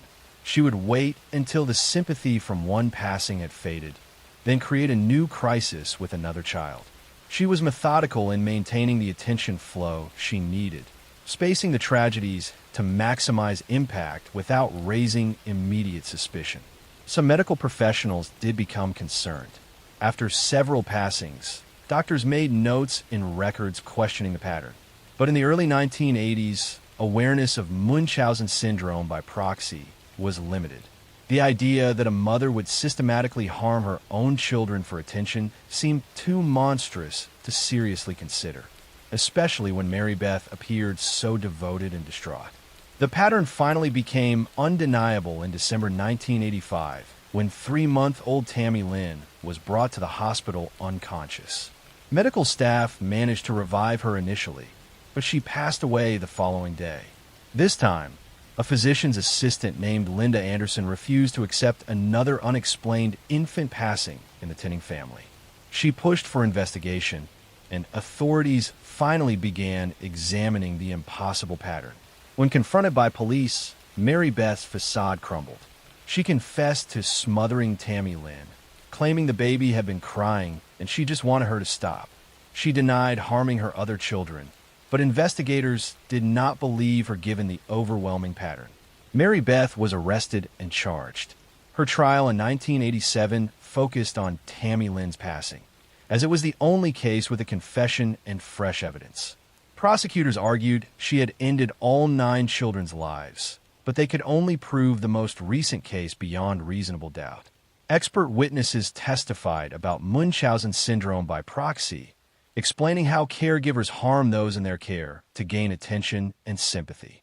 They described Mary Beth's desperate need for recognition and how harming her children fulfilled that need. The statistical impossibility of 9 children in one family passing from various causes was presented as evidence of systematic harm. The defense argued Mary Beth was a loving mother who had suffered terrible misfortune and had snapped only once under extreme stress. But the jury saw through this argument and recognized the pattern of harm that had continued for over a decade. On July 17, 1987, Mary Beth Tinning was convicted of taking Tammy Lynn's life. She was sentenced to 20 years to life in prison. She has been denied parole multiple times and remains incarcerated in New York at age 82. Throughout her imprisonment, Mary Beth has never fully confessed to harming her other children. She maintains that only Tammy Lynn's passing was intentional. This denial continues to haunt the community and the few surviving family members who tried to support her through what they believed was unimaginable tragedy. Her husband, Joseph, divorced her and has lived quietly, never speaking publicly about the horror he lived through. He had trusted his wife completely, never suspecting that the woman he loved was systematically ending their children's lives. Next story, I am going to tell you a story about a woman who trusted the man she loved, about a marriage that slowly became a prison, and about a crime that was carried out with chilling calmness in the early hours of an ordinary morning. This is a story about control, deception, and how violence can hide behind politeness and routine. This is the true story of Lacey Peterson. Lacey Peterson was 8 months pregnant and living in Modesto, California, with her husband Scott Peterson. She was known for her warmth, her humor, and her excitement about becoming a mother. Friends described her as hopeful and devoted. She had already chosen a name for her baby boy, Connor. Her life revolved around preparing for motherhood and building a future she believed was safe. Scott Peterson appeared supportive on the surface. He worked in fertilizer sales, dressed neatly, and spoke calmly. To neighbors and acquaintances, the couple looked stable. But beneath that image, cracks were forming that no one fully understood at the time. On the morning of December 24th, 2002, Lacey disappeared. Scott told police that he had gone fishing alone at the Berkeley Marina earlier that day. He claimed Lacey was home when he left, cleaning the house and walking their dog. When he returned later that afternoon, she was gone. The dog was found wandering the neighborhood with its leash still on. Lacey's purse, keys, and personal belongings were still inside the house. The timing was immediately unsettling. A heavily pregnant woman vanishing on Christmas Eve drew national attention almost instantly. Volunteers searched parks, neighborhoods, and waterways. Posters went up across California. Candlelight vigils were held. The public watched closely, hoping for a miracle. Scott Peterson became the focus almost immediately. His behavior did not match the fear and desperation many expected. He remained composed. His emotions appeared restrained. He spoke about Lacey in the past tense. Small details in his story shifted subtly with each retelling. Detectives noticed inconsistencies, but at first there was nothing concrete enough to act on. Then investigators uncovered something devastating. Scott Peterson had been having an affair. Months before Lacey disappeared, Scott had begun a relationship with a woman named Amber Fry. He told her he was unmarried. He told her this would be his first Christmas without his wife, even though Lacey was still alive at the time. After Lacey went missing, Amber realized the truth and contacted police. Phone calls between Scott and Amber were recorded. While search teams were looking for Lacey, Scott was speaking to his mistress, standing at a vigil, telling her he was in Paris, watching fireworks, pretending his wife was already gone. The contrast between his words and reality was chilling. As the investigation continued, physical evidence began to surface. Scott's boat had been purchased secretly. He told no one about it. He had researched tidal patterns in the bay. Concrete anchors were found missing from his garage, with only one remaining. Prosecutors would later argue that the anchors had been used to weigh Lacey's body down in the water. In April 2003, months after Lacey disappeared, human remains surfaced along the San Francisco Bay shoreline. They were identified as Lacey Peterson and her unborn son. The discovery shattered any remaining illusion that this was a missing persons case. It was now a homicide investigation. The location of the bodies was hauntingly close to the area Scott had claimed to be fishing on the day Lacey vanished. Scott Peterson was arrested shortly afterward. At trial, prosecutors painted a picture of a man who wanted freedom from responsibility. They argued that Scott viewed his wife and unborn child as obstacles to a new life. They presented evidence of deception, financial motives, and deliberate planning. They showed how Scott maintained his calm demeanor even as his lies unraveled. The defense argued that Scott was being judged unfairly. They claimed the evidence was circumstantial. They suggested Lacey may have been abducted by someone else. They pointed to media pressure and public opinion as forces that had already decided Scott's guilt. But the jury focused on patterns. The secrecy, the affair, the boat, the lies, the location of the bodies, the absence of grief. When taken together, they formed a picture that was impossible to ignore. In November 2004, Scott Peterson was found guilty of first-degree murder for Lacey and second-degree murder for Connor. He was sentenced to death, later changed to life without parole. Lacey Peterson became a symbol of betrayal at its most intimate level. She trusted the man she shared her home with. She believed in a future that never arrived. Her story forced the public to confront how easily appearances can deceive and how violence does not always arrive loudly or suddenly. Sometimes it arrives quietly. Sometimes it wears familiarity. And sometimes the most dangerous person is the one who knows your routines, your hopes, and your vulnerabilities better than anyone else. Lacey's legacy lives on through awareness, through changes in how crimes against pregnant women are prosecuted, and through the memory of a life taken before it had the chance to fully begin. In the end, this story is not just about murder. It is about trust, and what happens when that trust is used as a weapon. Next story, I'm going to tell you a story about a popular football star who had everything going for him, about a semi-professional player found shot to death in an industrial park, and about how a promising NFL career ended with a conviction that shocked the sports world and left many questions unanswered. In June 2013, 27-year-old Odin Lloyd was a semi-professional football player living in Boston, Massachusetts. He played for the Boston Bandits and worked part-time at a landscaping company. Odin was dating Shania Jenkins, whose sister Shiana was in a relationship with New England Patriots tight end Aaron Hernandez. Through this connection, Odin and Aaron had become friends and would occasionally hang out together. On June 17, 2013, Odin went out with Aaron Hernandez and two of Aaron's friends. Security cameras captured Odin getting into a car with the three men around 2:30 in the morning. That was the last time anyone saw Odin alive. Hours later, a jogger discovered Odin's body in an industrial park about a mile from Aaron Hernandez's home in North Attleboro, Massachusetts. Odin had been shot multiple times. Police immediately began investigating, and the evidence quickly pointed toward Aaron Hernandez. Surveillance footage showed Aaron's car leaving his home with Odin and returning shortly before the time Odin was killed. Aaron's home security system had been deliberately destroyed, with a hard drive smashed, suggesting someone was trying to hide evidence. Shell casings found at the murder scene matched ammunition found at Aaron's home.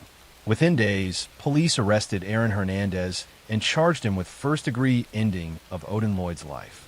The arrest sent shockwaves through the NFL. Aaron was a rising star with the New England Patriots, who had just signed a $40 million contract extension. He had played in the Super Bowl and seemed to have a bright future ahead of him. The The Patriots immediately released him from the team. As the investigation unfolded, a disturbing picture emerged of Aaron's secret life.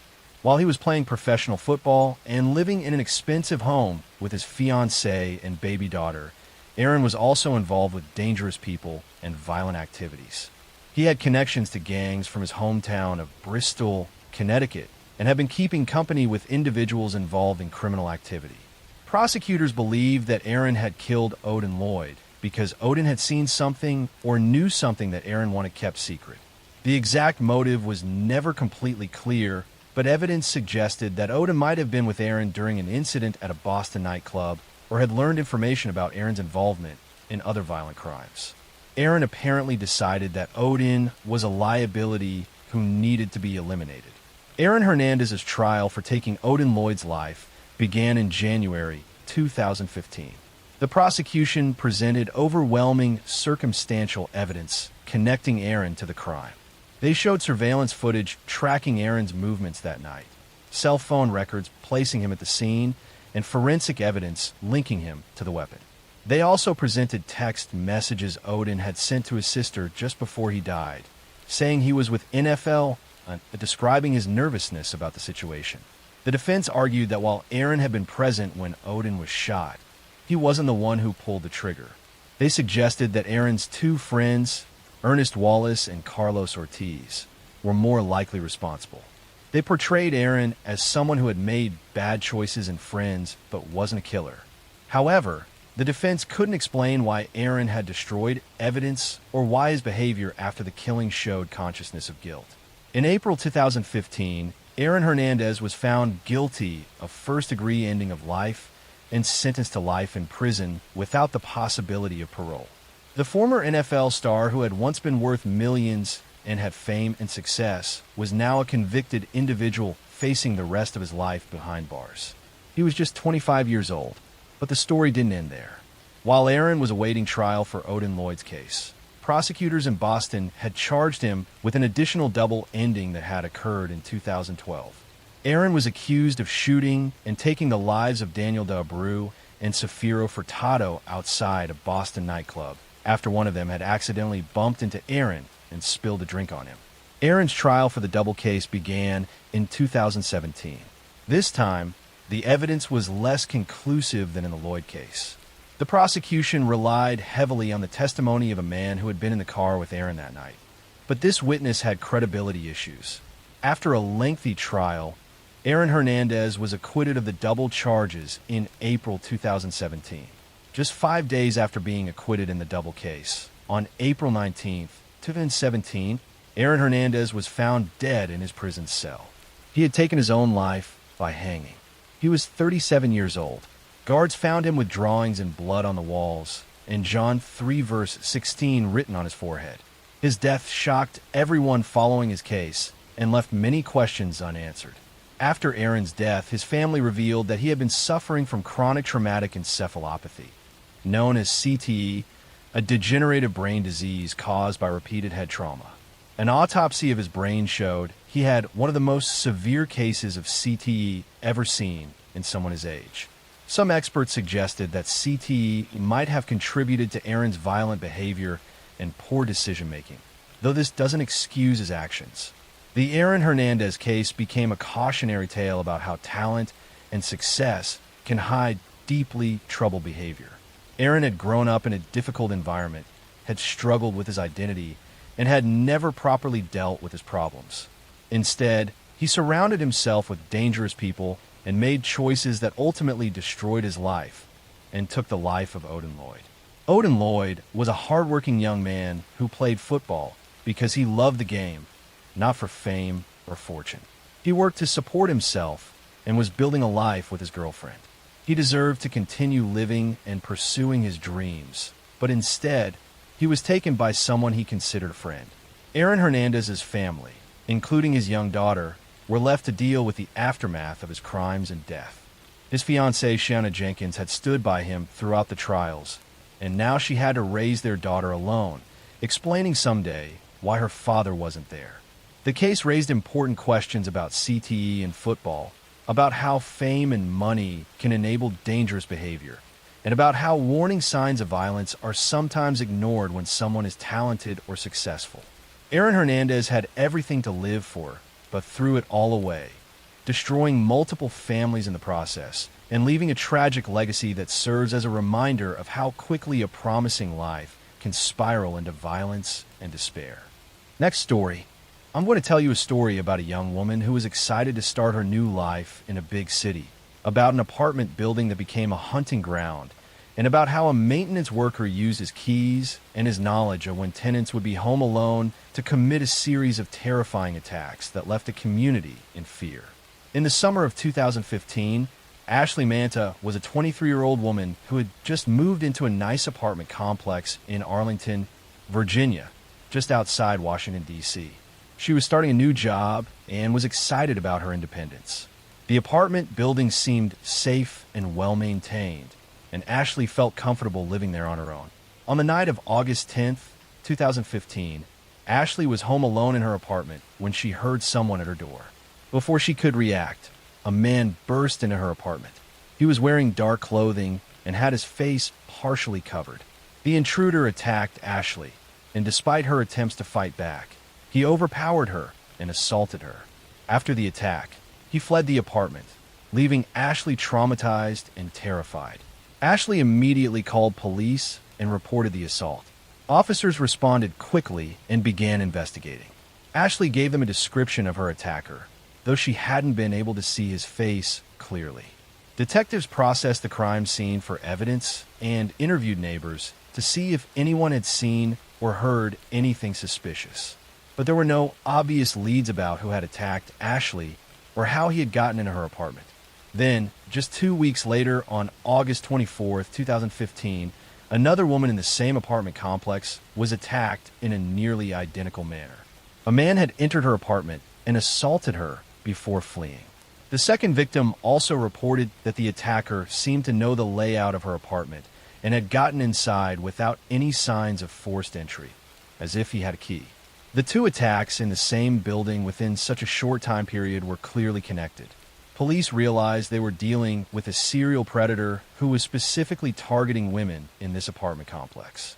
Detectives began looking at everyone who had access to the building, including maintenance workers, security staff, and anyone else who might have keys to the apartments.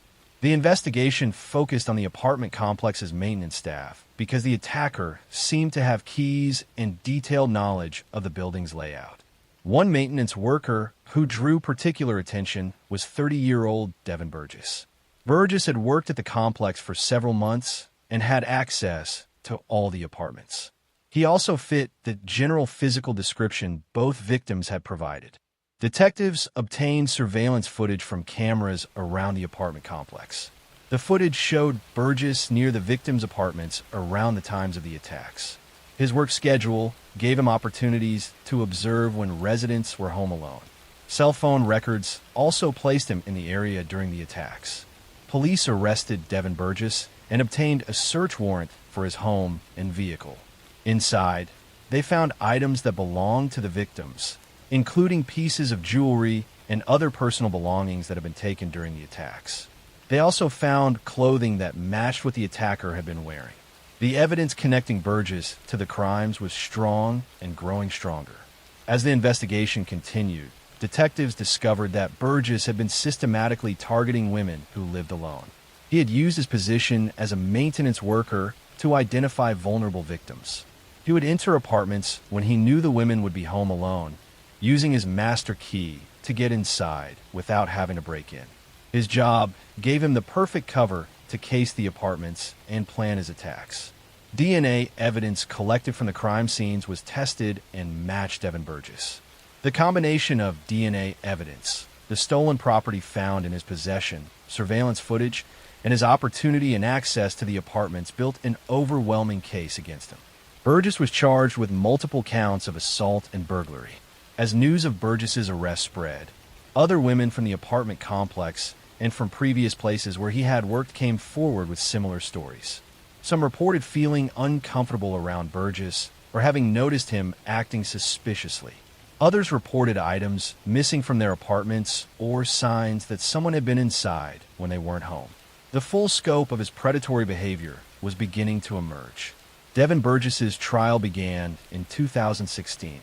The prosecution presented the DNA evidence, the stolen items found in his possession, and testimony from the victims about their terrifying ordeals. The victims described the lasting trauma of being attacked in their own homes, the one place where they should have felt safe. They talked about no longer feeling secure in their apartments and the difficulty of trusting anyone after the attacks. The defense tried to argue that the evidence was circumstantial and that Burgess's access to the apartments as a maintenance worker didn't prove he had committed the assaults. However, the DNA evidence was conclusive, and the stolen property found in his home was impossible to explain away. The jury found the evidence overwhelming. In 2017, Devin Burgess was convicted on all charges related to the attacks on Ashley and the other victim. He was sentenced to multiple life sentences plus additional years for burglary and other charges. The judge noted the particularly predatory nature of his crimes, using his position of trust to identify and attack vulnerable women in their own homes. Burgess will spend the rest of his life in prison. The case led to changes in how apartment complexes screen and monitor their maintenance staff. Many properties implemented policies requiring background checks and systems to track when and why maintenance workers enter individual apartments. The attacks highlighted the vulnerability people face when maintenance workers, who necessarily have access to private living spaces, abuse that trust. For Ashley and the other victims, the conviction brought some measure of justice, but the trauma of the attacks remained. Being assaulted in your own home violates a fundamental sense of safety and security. The knowledge that the attacker was someone who had legitimate access to the building and had been watching and planning made the violation even worse. Ashley has spoken publicly about her experience, hoping to raise awareness about the importance of security measures in apartment buildings and the need for residents to trust their instincts if something feels wrong. She has worked to help other assault survivors and has advocated for stronger tenant protections. Devin Burgess used his position as a maintenance worker to terrorize women who trusted that the people working in their building were there to help them, not hurt them. His crimes serve as a reminder that predators can hide behind any uniform or position of authority, and that vigilance and strong security protocols are essential in multi-unit housing where so many people have access to private spaces. Next story. I'm going to tell you a story about a fitness instructor who seemed to have a perfect life, about a husband who came home to find his wife dead after what appeared to be a burglary, and about how a small-town case became a national obsession when investigators discovered that the grieving widower was actually a cold-blooded killer who had staged an elaborate crime scene. In November 2019, Kelsey Barrett was a 29-year-old flight instructor and mother living in Woodland Park, Colorado. She shared custody of her 1-year-old daughter with her fiancé, Patrick Frazee, who lived on a ranch nearby. On Thanksgiving Day, 2019, Kelsey was last seen on surveillance footage at a grocery store with her daughter. After that day, she vanished without a trace. Kelsey's family reported her missing when they couldn't reach her, and she failed to show up for work. Patrick Frazee told investigators that Kelsey had dropped off their daughter at his ranch on Thanksgiving and that he hadn't seen her since. He claimed Kelsey had sent him text messages days later, saying she wouldn't be coming back and that she needed space. But Kelsey's family didn't believe she would abandon her daughter or her job without explanation. Police began investigating and made a disturbing discovery. Kelsey's cell phone had pinged off towers in Idaho, hundreds of miles from her home, in the days after she disappeared. But no one had actually seen Kelsey. Meanwhile, Patrick Frazee seemed unusually calm about his fiancée's disappearance and wasn't actively searching for her or pleading for her return. As detectives dug deeper, they uncovered a key witness, Crystal Lee, a woman from Idaho who had been having an affair with Patrick Frazee. Crystal came forward with shocking information. She told police that Patrick had asked her multiple times to take Kelsey's life, offering different plans and methods. She claimed she had refused each time, but Patrick had eventually carried out the plan himself. According to Crystal's testimony, Patrick had called her on Thanksgiving Day, 2019, and told her he had taken Kelsey's life at Kelsey's townhouse. He asked Crystal to drive from Idaho to Colorado to help him clean up the crime scene. Crystal admitted she had done so, spending hours helping Patrick clean the townhouse to eliminate evidence. She also admitted taking Kelsey's phone to Idaho and sending text messages from it to make it appear Kelsey was still alive. Patrick Frazee was arrested in December 2019 and charged with first-degree ending of Kelsey Barrett's life. Prosecutors believe Patrick had attacked and beaten Kelsey to death with a baseball bat in her townhouse while their daughter was in another room. He then enlisted Crystal's help to cover up the crime, dispose of Kelsey's body, and create the false narrative that Kelsey had run away. The prosecution's case relied heavily on Crystal Lee's testimony, which made some people skeptical since she had participated in the cover-up. However, forensic evidence supported her account. Investigators found traces of Kelsey's blood in her townhouse despite Patrick's extensive cleaning efforts. They also found evidence that Patrick had burned something on his property shortly after Kelsey disappeared, and testing revealed human remains in the burn pile. Patrick's trial began in November 2019. The prosecution painted a picture of a man who wanted to be free of his relationship with Kelsey and the responsibilities of co-parenting. They argued that Patrick saw Kelsey as an obstacle and decided to eliminate her rather than go through a custody battle. They presented Crystal's testimony along with the forensic evidence and phone records showing Patrick's movements on the day Kelsey disappeared. Crystal Lee testified in detail about Patrick's request for her to harm Kelsey and about what happened after he killed Kelsey himself. She described going to Kelsey's townhouse and finding evidence of violence everywhere. She admitted helping clean blood from the walls and floor and taking garbage bags full of evidence. She said Patrick had told her he planned to burn Kelsey's body. The defense tried to discredit Crystal's testimony, arguing that she was actually the one who had killed Kelsey and was blaming Patrick to avoid responsibility. They portrayed Crystal as jealous and obsessed with Patrick, suggesting she had eliminated her romantic rival. However, the physical evidence and Patrick's own suspicious behavior undermined this theory. Prosecutors presented testimony about Patrick's controlling and abusive behavior toward Kelsey. Friends testified that Kelsey had been planning to end the relationship and was concerned about Patrick's temper. Text messages showed tension between the couple over custody arrangements and Patrick's resistance to Kelsey's involvement in decisions about their daughter. The most damning evidence was the forensic analysis of Kelsey's townhouse. Despite the extensive cleaning, luminol testing revealed massive amounts of blood throughout the bathroom. The blood spatter patterns indicated a violent beating had occurred. DNA testing confirmed it was Kelsey's blood. The amount of blood found made it clear that whoever had been injured in that bathroom could not have survived.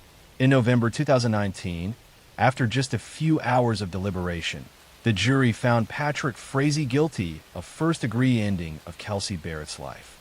They also convicted him on additional charges, including tampering with a deceased body and solicitation to commit murder for his attempts to get Crystal to kill Kelsey. Patrick was sentenced to life in prison without the possibility of parole, plus additional years for the other charges.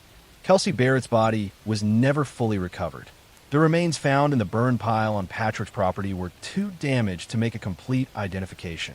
Though DNA testing confirmed they were human remains consistent with Kelsey. Patrick has never revealed where he disposed of Kelsey's body, leaving her family without the closure of being able to properly lay her to rest. Crystal Lee pleaded guilty to tampering with evidence for her role in cleaning up the crime scene and was sentenced to 3 years in prison. Many people felt her sentence was too lenient given her extensive involvement in covering up the crime, but prosecutors needed her testimony to convict Patrick, and the plea deal was part of securing her cooperation. Kelsey's family was awarded custody of her daughter, who was just a toddler when her mother was taken from her. They have worked to preserve Kelsey's memory for the little girl and to ensure she knows how much her mother loved her. Kelsey was a skilled pilot who loved flying and had worked hard to build her career. She was a devoted mother who put her daughter first in everything she did. Patrick Frazee showed no remorse during his trial or sentencing. He maintains his innocence despite the overwhelming evidence against him. He will spend the rest of his life in prison for taking the life of the mother of his child, destroying his daughter's chance to grow up with her mother, and devastating two families with his selfish and violent actions. Next story. I'm going to tell you a story about a loving grandmother who opened her door to someone she trusted, about a small Texas town shaken by a brutal crime, and about how investigators used modern forensic technology to finally solve a murder that had haunted a community for nearly 3 decades.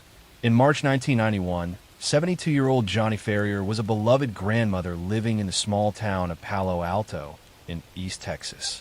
She was active in her community and known for her kindness and generosity. Johnny lived alone in a modest home and was comfortable there, feeling safe in the tight-knit community where everyone knew each other. On March 24th, 1991, Johnny's daughter went to check on her mother and made a horrifying discovery. Johnny had been brutally attacked in her own home. She had been beaten and stabbed multiple times. The level of violence was shocking, especially in such a quiet town where serious crimes were rare. Johnny was rushed to the hospital but died from her injuries. Police investigated the crime scene and found that there was no sign of forced entry. This suggested that Johnny had known her attacker and had willingly let them into her home.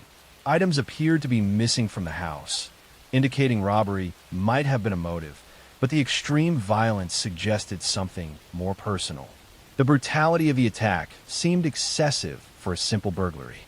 Investigators interviewed neighbors and family members, trying to establish who might have visited Johnny that day. They processed the crime scene for fingerprints and other evidence. Despite their efforts, the case quickly went cold.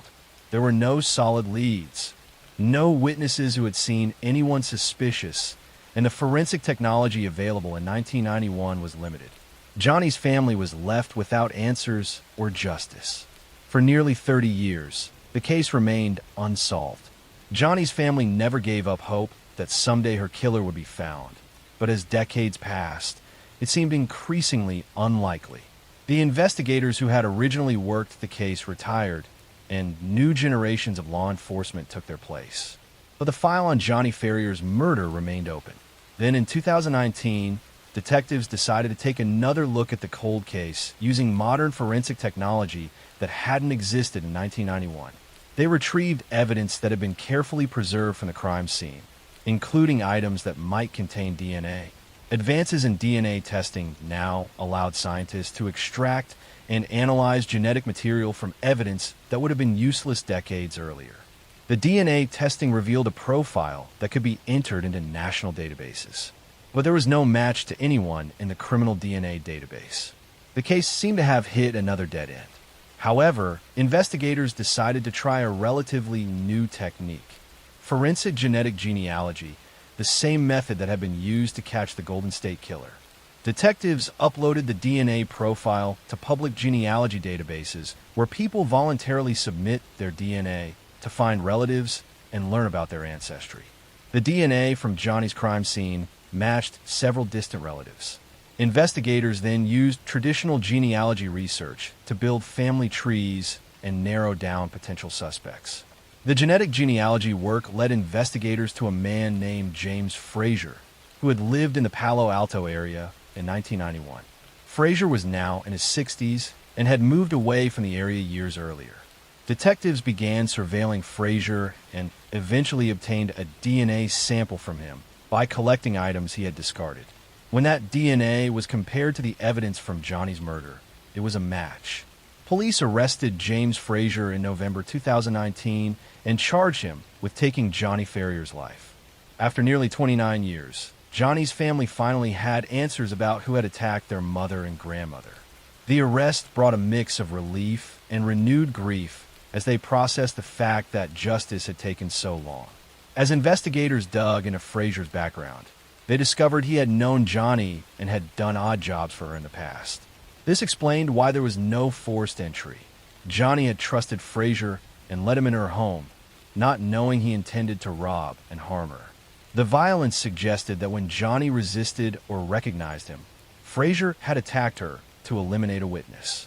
Frazier had lived in the community for years after Johnny's murder before eventually moving away.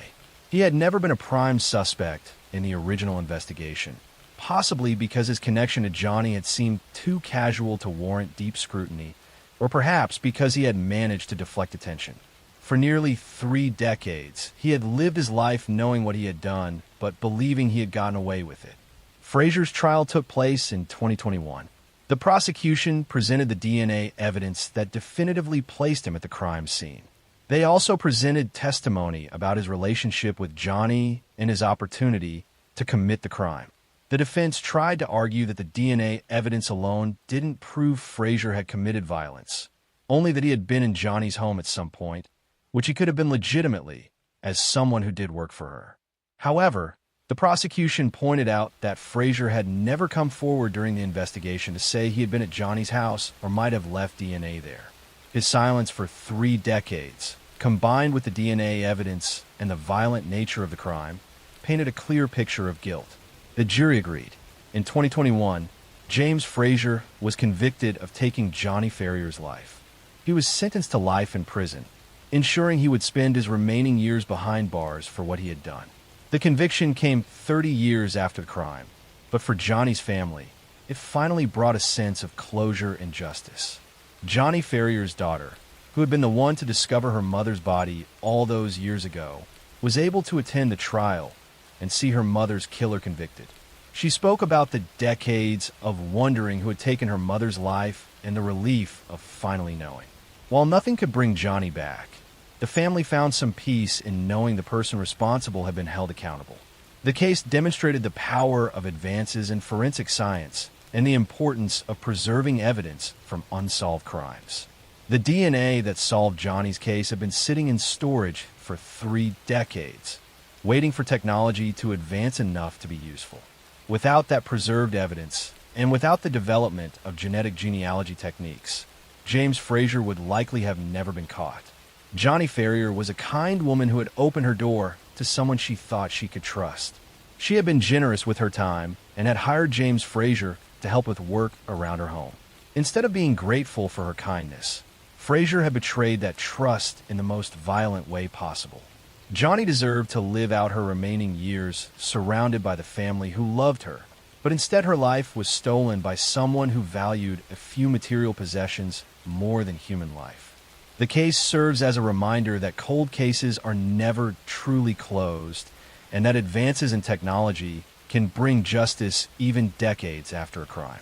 For families of victims in unsolved cases, Johnny Ferrier's story offers hope that answers may still come, even after many years of waiting. I'm going to tell you a story about how the most terrifying hollows aren't found in the earth, but in the heart of a person who decides that their past is a weight they can no longer carry. This is a story about the devastating intersection of ambition and apathy, about how a man can spend years constructing a perfect image of suburban success while quietly calculating the cost of a clean slate. It is a true story about a father who looked at his children not as a legacy, but as evidence of a life he wanted to erase, and how a quiet street in Colorado became the site of a betrayal so deep it redefined our understanding of the word home. Chris Watts was a man who lived a life of quiet, steady observation. He was an operator for an oil and gas company, a man used to monitoring gauges, checking pressures, and ensuring that everything remained within the designated lines. This precision extended to his personal life. In the town of Frederick, he was the man who was always working on his fitness, always maintaining the lawn, and always playing the role of the secondary character in the vibrant, loud, and public life of his wife, Shannon. He was the soft-spoken anchor to her high-energy personality. Their house was a cavernous, beautiful structure that stood as a testament to the suburban dream. It was filled with the artifacts of a life in progress. Toys scattered on the floor, growth charts marked on the walls, and the constant digital hum of a family that lived out loud. Shannon was a master of the digital narrative. She documented their morning routines, the girls' bedtime stories, and the constant excitement of their 3rd pregnancy. To the thousands of people who followed them online, Chris was a hero. He was the husband who surprised her with flowers, the father who let his daughters paint his fingernails, and the man who seemed to embody a gentle, unwavering patience. But inside that house, the silence was beginning to rot. As the summer of 2018 heated the Colorado plains, Chris began to feel the walls of his life closing in. He had met someone else, a co-worker who represented a version of himself he hadn't yet met. A man without the responsibilities of a mortgage, a marriage, or a growing family. In his mind, he didn't see a complicated divorce or a difficult transition. He saw a binary choice, the old life or the new one. He began to detach, his quietness shifting from sign of peace to a sign of total emotional desertion. He stopped looking at the photos on the walls. He stopped feeling the weight of his daughters in his arms. He began to view his family as a set of variables that needed to be removed from the equation. The end of the story began in the pre-dawn hours of August 13th. Shannon returned from a business trip, delayed by weather, and entered a house that had already become a tomb in her husband's mind. What followed was not a crime of passion or a sudden explosion of temper. It was a cold, manual process. Chris waited for the house to be still, and then he removed the most significant person in his life. But the horror did not stop there. It didn't stop with the silence in the master bedroom. He loaded his wife's body into the back of his work truck while his two daughters, Bella and Celeste, were still alive. He drove them out into the vast, industrial wasteland of the oil fields where he worked, a landscape of dirt and steel that mirrored the coldness in his chest. For 45 minutes, he drove through the darkness with his children in the back seat, knowing exactly what he was going to do. He didn't turn back. He didn't look at them and see his own eyes reflecting back at him. He saw only the finish line of his own freedom.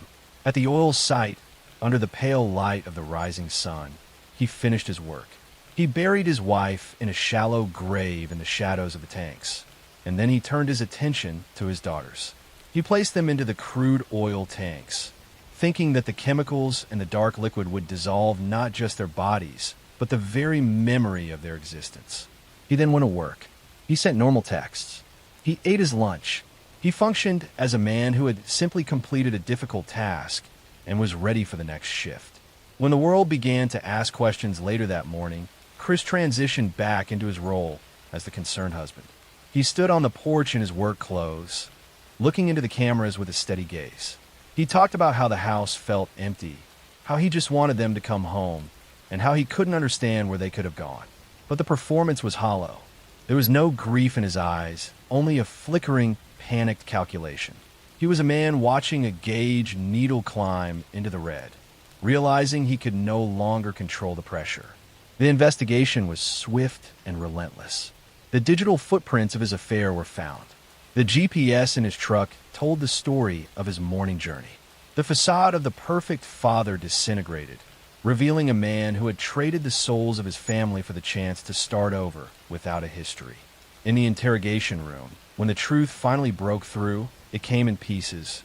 He tried to blame Shannon, claiming she had harmed the girls and he had killed her in a retaliatory grief. It was his final attempt to save the image he had spent years building. But the physical evidence told a different story.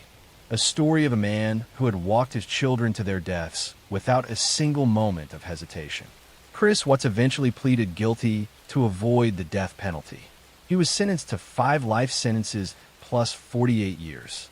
He was sent away to a prison in another state, a place where he would be a number instead of a name, a man who would spend the rest of his days staring at the 4 walls of a cell, far from the open horizons he had killed to reach. This story stays with you because it challenges the idea that we can ever truly know the person sleeping next to us. It forces us to realize that evil doesn't always arrive with a warning or a long history of violence. Sometimes it arrives in the form of a quiet man who decides that the life he built is no longer worth the effort of maintaining. The image that lingers is the sight of the oil tanks standing like silent sentinels in the Colorado desert, holding a secret that was never meant to be found. It is the realization that a house can be filled with photos of love and still be the coldest place on earth. It reminds us that the greatest danger is not the stranger in the alley, but the person who knows your favorite song, who tucks you in at night, and who is quietly waiting for the moment they can walk away from the person you thought they were. The truth is that some people don't want to be saved. They just want to be forgotten, and they don't care who they have to destroy to make that happen. I'm going to tell you a story about a man who carefully managed how others saw him, and about how years of quiet manipulation ended in a crime so calculated that it stunned even experienced investigators. This is a true crime story about entitlement control and how the belief that rules do not apply can turn deadly. Robert Durst was born into wealth in New York City, the heir to a powerful real estate empire. From a young age, he was distant, withdrawn, and emotionally detached. As an adult, he lived mostly off his family fortune, drifting between properties and relationships without ever holding a traditional job. People described him as odd, but harmless, a quiet eccentric who preferred isolation. In 1982, his wife, Kathleen Durst, disappeared. Kathleen was a medical student, intelligent, ambitious, and increasingly frustrated by her marriage. She had confided to friends that she feared Robert and wanted a divorce. On the night she vanished, Robert claimed he dropped her at a train station so she could attend classes. She was never seen again. For years, the case went nowhere. There was no body and little physical evidence. Robert's wealth and influence allowed him to stay out of serious legal trouble. Kathleen's disappearance slowly faded from public attention, but investigators never forgot the unanswered questions surrounding her last night alive. Decades later, another death reopened everything. In 2000, Robert Durst's close friend Susan Berman was found shot execution style in her Beverly Hills home. Susan had been a confidant during Kathleen's disappearance and had reportedly helped Robert cover up details. Her death occurred just as police were reopening the cold case of Kathleen Durst. This time, suspicion focused directly on Robert. Instead of staying hidden, Robert did something unexpected. He went on the run and adopted a disguise, living as a mute woman under a false name in Galveston, Texas. He lived quietly in a small apartment, paid cash, and avoided attention. But even there, his sense of invincibility would fail him. In 2001, his neighbor Morris Black disappeared. Soon after, Robert was arrested after police found Black's dismembered body parts floating in the bay. Robert admitted to killing Black, but claimed self-defense, saying the shooting was accidental and that panic led him to dismember the body. Astonishingly, a jury acquitted him of murder, though he served time for evidence tampering. Despite the acquittal, investigators continued building their case. In 2015, a documentary series brought renewed public focus to Robert Durst. During filming, he agreed to interviews, believing he could control the narrative. But during one off-camera moment, his microphone remained on, and he muttered words that would become infamous, acknowledging guilt in chillingly casual language. Soon after, Robert was arrested for the murder of Susan Berman. At trial, prosecutors laid out decades of evidence showing a pattern of control, intimidation, and silence. They argued that Susan was killed to prevent her from speaking to police about Kathleen's disappearance. Testimony revealed Robert's cold demeanor, his lack of remorse, and his belief that consequences did not apply to him. In 2021, Robert Durst was found guilty of first-degree murder. He was sentenced to life in prison without the possibility of parole. Though Kathleen Durst's body was never found, the conviction of Susan Berman's murder finally brought accountability. Robert Durst died in prison in 2022. This case is unsettling because it unfolded over decades and across multiple lives. It shows how power, money, and patience can delay justice but not eliminate it. Robert Durst believed he could outlast time itself. He was wrong. It is a reminder that some crimes are not driven by impulse, but by entitlement. That silence can be bought for years, but never forever. And that even the quietest confessions eventually find a way to be heard. I'm going to tell you a story about a man who carefully invented a future he was never living, and about how the fear of being exposed led to a crime so cold and deliberate that it shocked everyone who thought they knew him. This is a true crime story about lies built slowly over years, and how one moment of truth threatened to bring everything down. Mark Hacking lived in Salt Lake City, Utah, with his wife Lori Hacking. They were young, recently married, and appear to be planning an ambitious life together. Lori worked hard and dreamed of a future filled with stability, education, and success. Mark presented himself as intelligent, driven, and focused on big goals. He claimed he had been accepted into medical school and later law school. To family and friends, he seemed to be on a clear path forward. but none of it was real. Mark had never been accepted into medical school. He had never attended law school. He spent his days pretending to go to class, while actually wandering around campus libraries and coffee shops, trying to maintain the illusion. Lori trusted the man she married and believed the future he described. She planned their finances around it and proudly told others about his accomplishments. As time passed, the lies became harder to maintain. Mark forged documents, emails, and schedules. He avoided questions and grew increasingly anxious. Lori began asking for proof, transcripts, schedules, and details. She wanted to attend an orientation and meet classmates. What had once been small lies had grown into something impossible to hide. Mark felt cornered. On the night of July 18th, 2004, Lori told Mark that she wanted to see proof of his enrollment. She said she needed honesty. That conversation marked the end of his constructed world. Instead of admitting the truth, Mark chose a darker path. Early the next morning, Lori went jogging near their apartment complex. She never returned. Mark reported her missing later that day, saying she had gone for a run and disappeared. Search teams were assembled. Family, friends, and volunteers combed the area. Police treated it as a missing persons case, and initially Mark appeared cooperative, calm, and concerned. But cracks showed quickly. Investigators noticed Mark's behavior was oddly detached. He seemed more focused on logistics than emotion.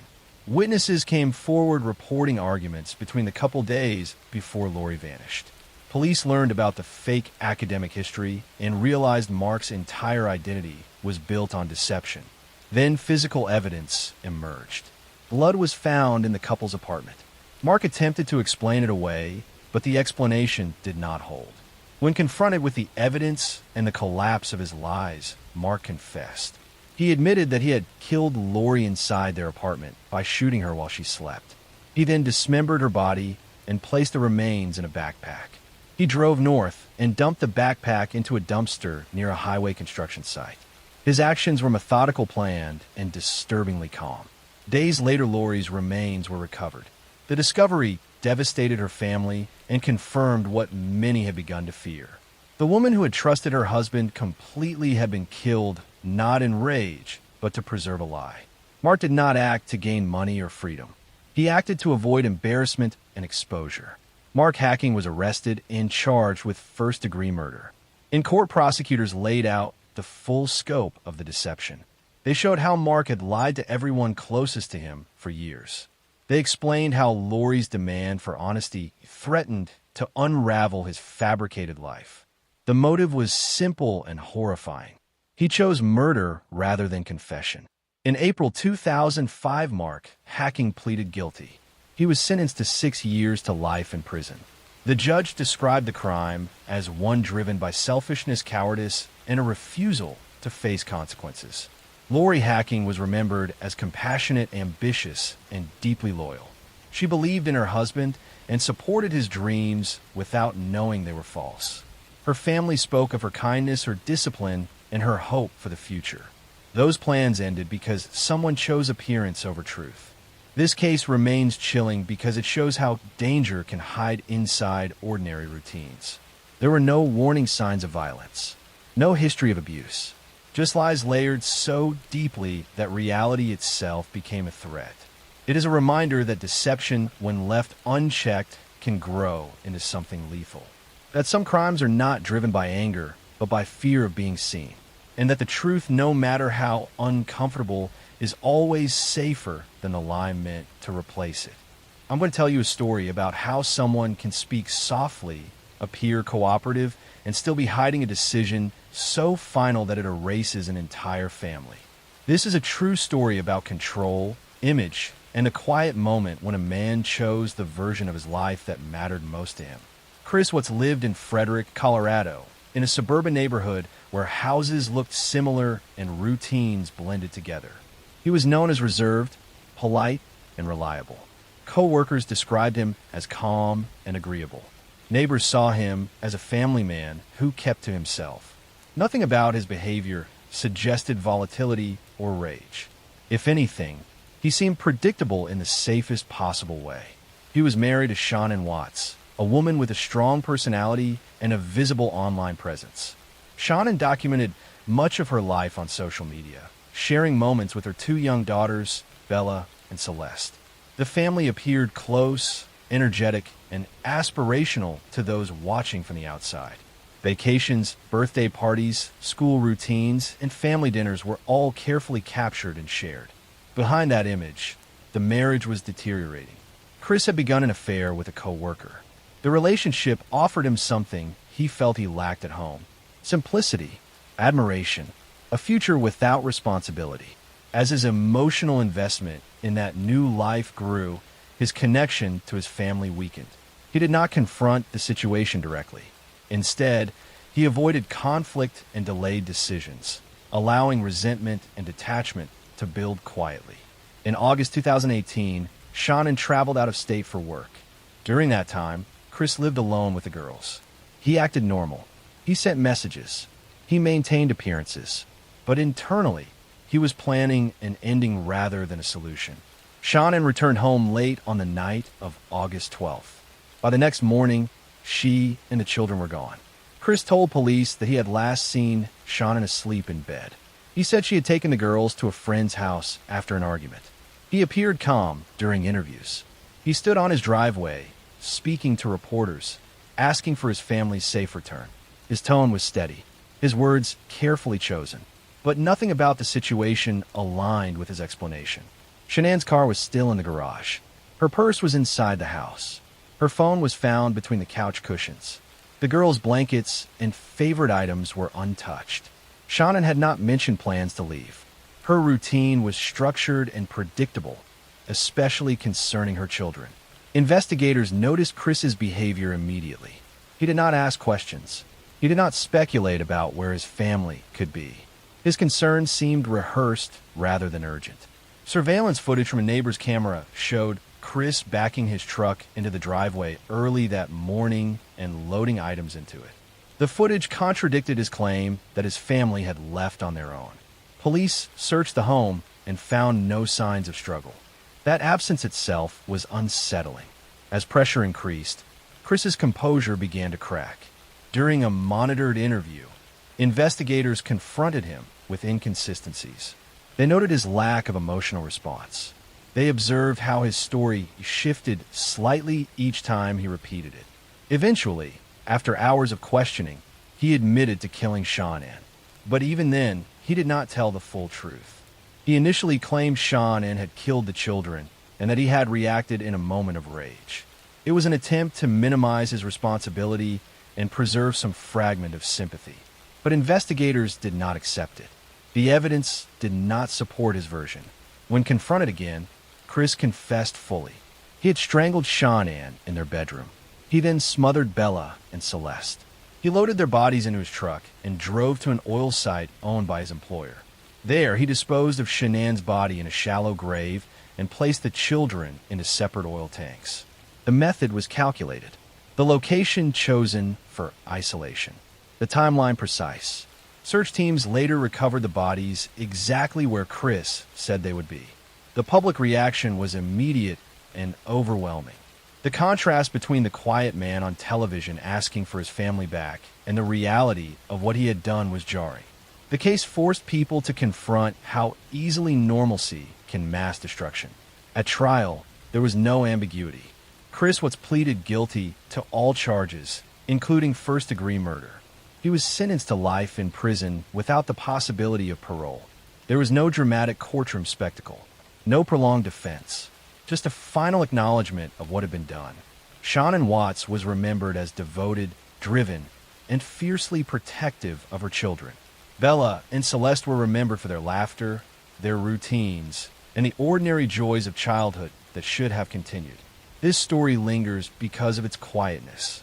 There was no history of visible violence, no public breakdown, no obvious warning signs that would have predicted such an outcome. Just avoidance, resentment, and a decision made in silence. Chris Watts did not act out of sudden rage. He acted out of convenience. He chose a future without obstacles, believing he could remove the past without consequence. He was wrong. The evidence spoke.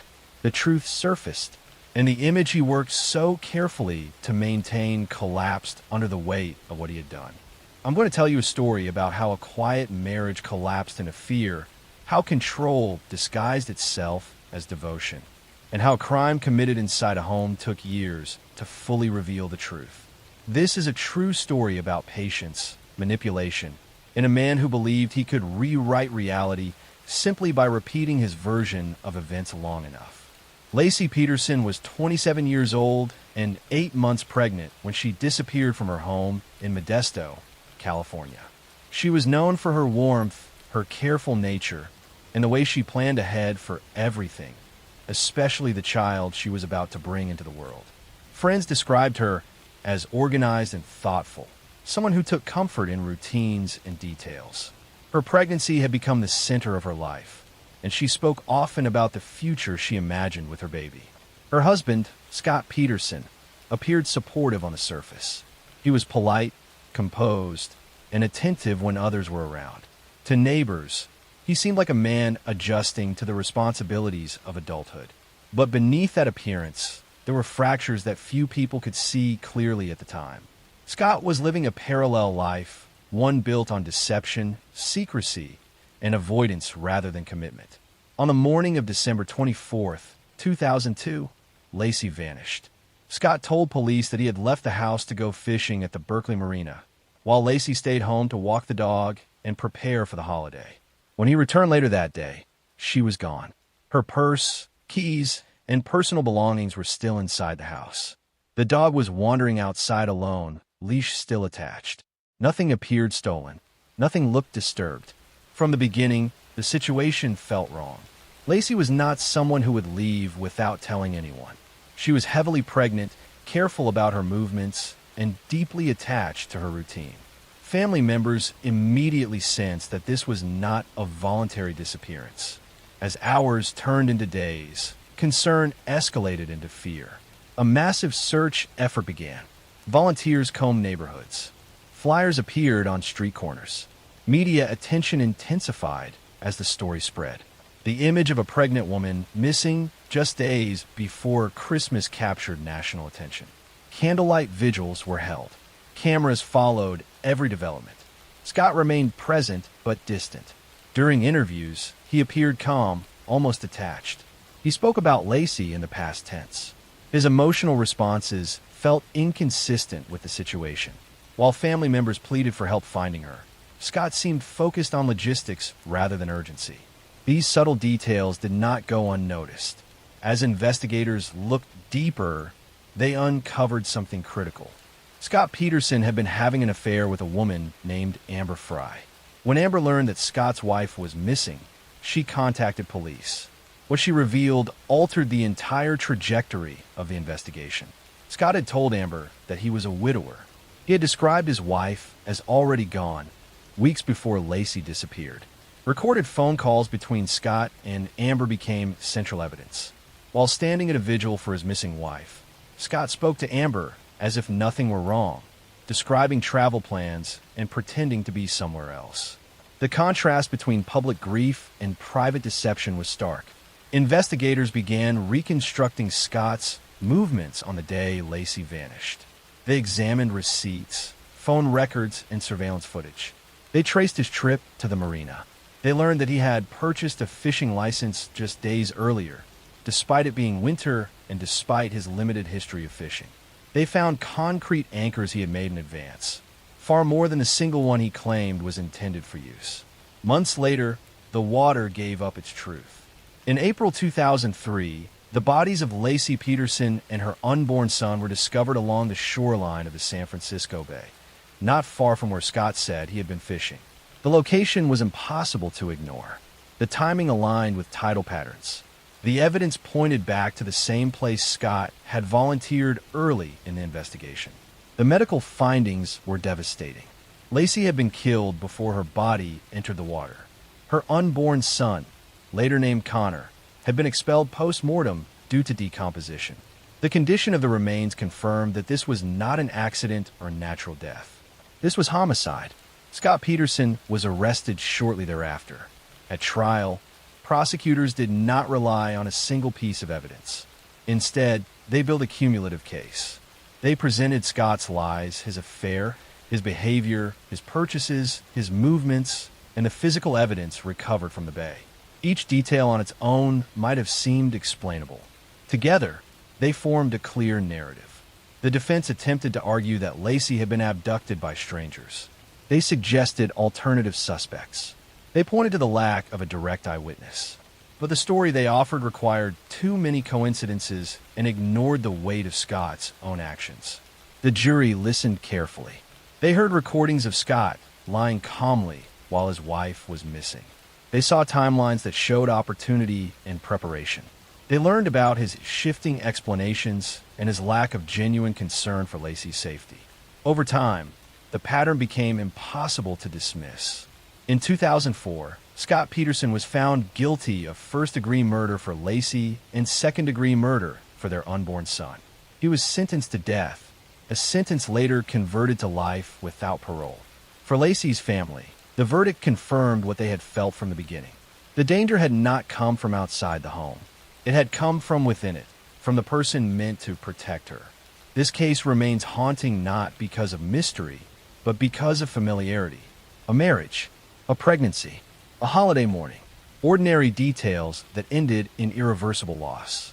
It is a reminder that betrayal does not always arrive loudly. Sometimes it arrives quietly, wrapped in routine, hidden behind calm words and practiced expressions. Lacey Peterson trusted the life she was building. She trusted the man beside her, and that trust cost her everything. At 2:17 in the morning, a man stood alone in his kitchen, staring at a calendar on the wall, realizing that by sunrise, his entire life would either collapse or be erased forever. What he decided in that silence would leave an entire town questioning how they had missed what was happening right in front of them. Matthew Hoffman lived in Ohio, drifting between jobs, housing, and identities. He was intelligent, articulate, and deeply unstable, though few people saw it clearly at the time. He admired environmentalism, survivalism, and isolation.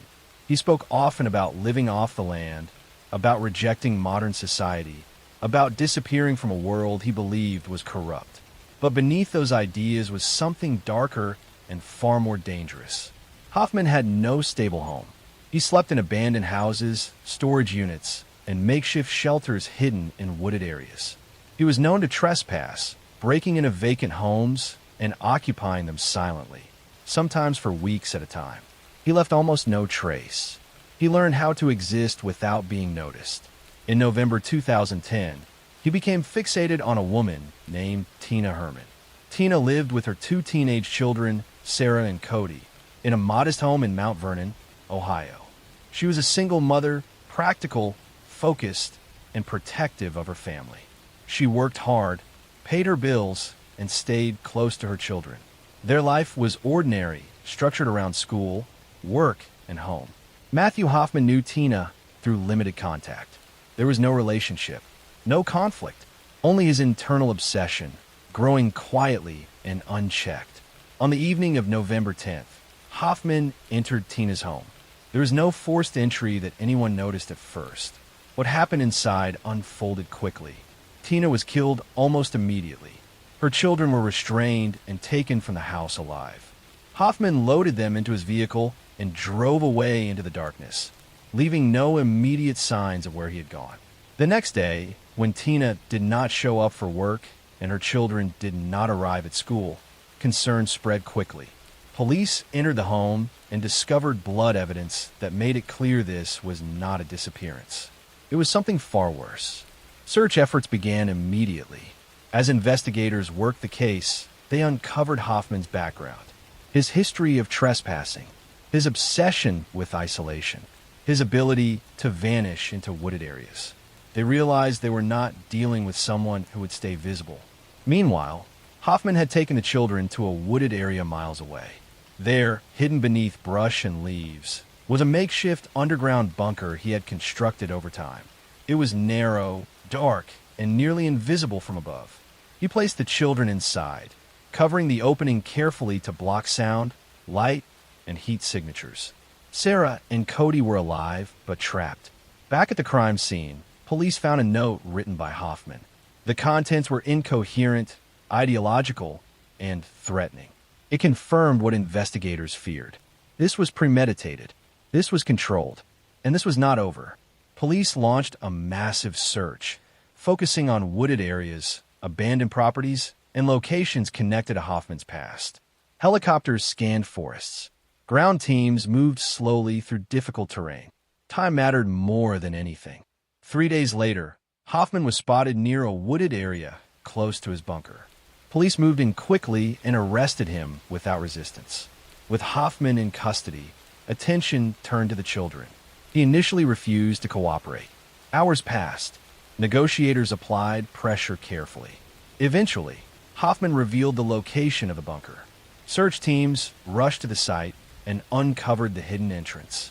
Sarah and Cody were found alive. They were dehydrated, frightened, and traumatized, but they survived. The relief was short-lived. When Hoffman was questioned further, he admitted that Tina Herman had been killed during the initial attack. He later admitted to killing her children as well. After their rescue, details emerging slowly during the investigation and trial that confirmed the full scope of the crime. The case moved to court. Prosecutors presented a chilling picture of planning, obsession, and psychological control.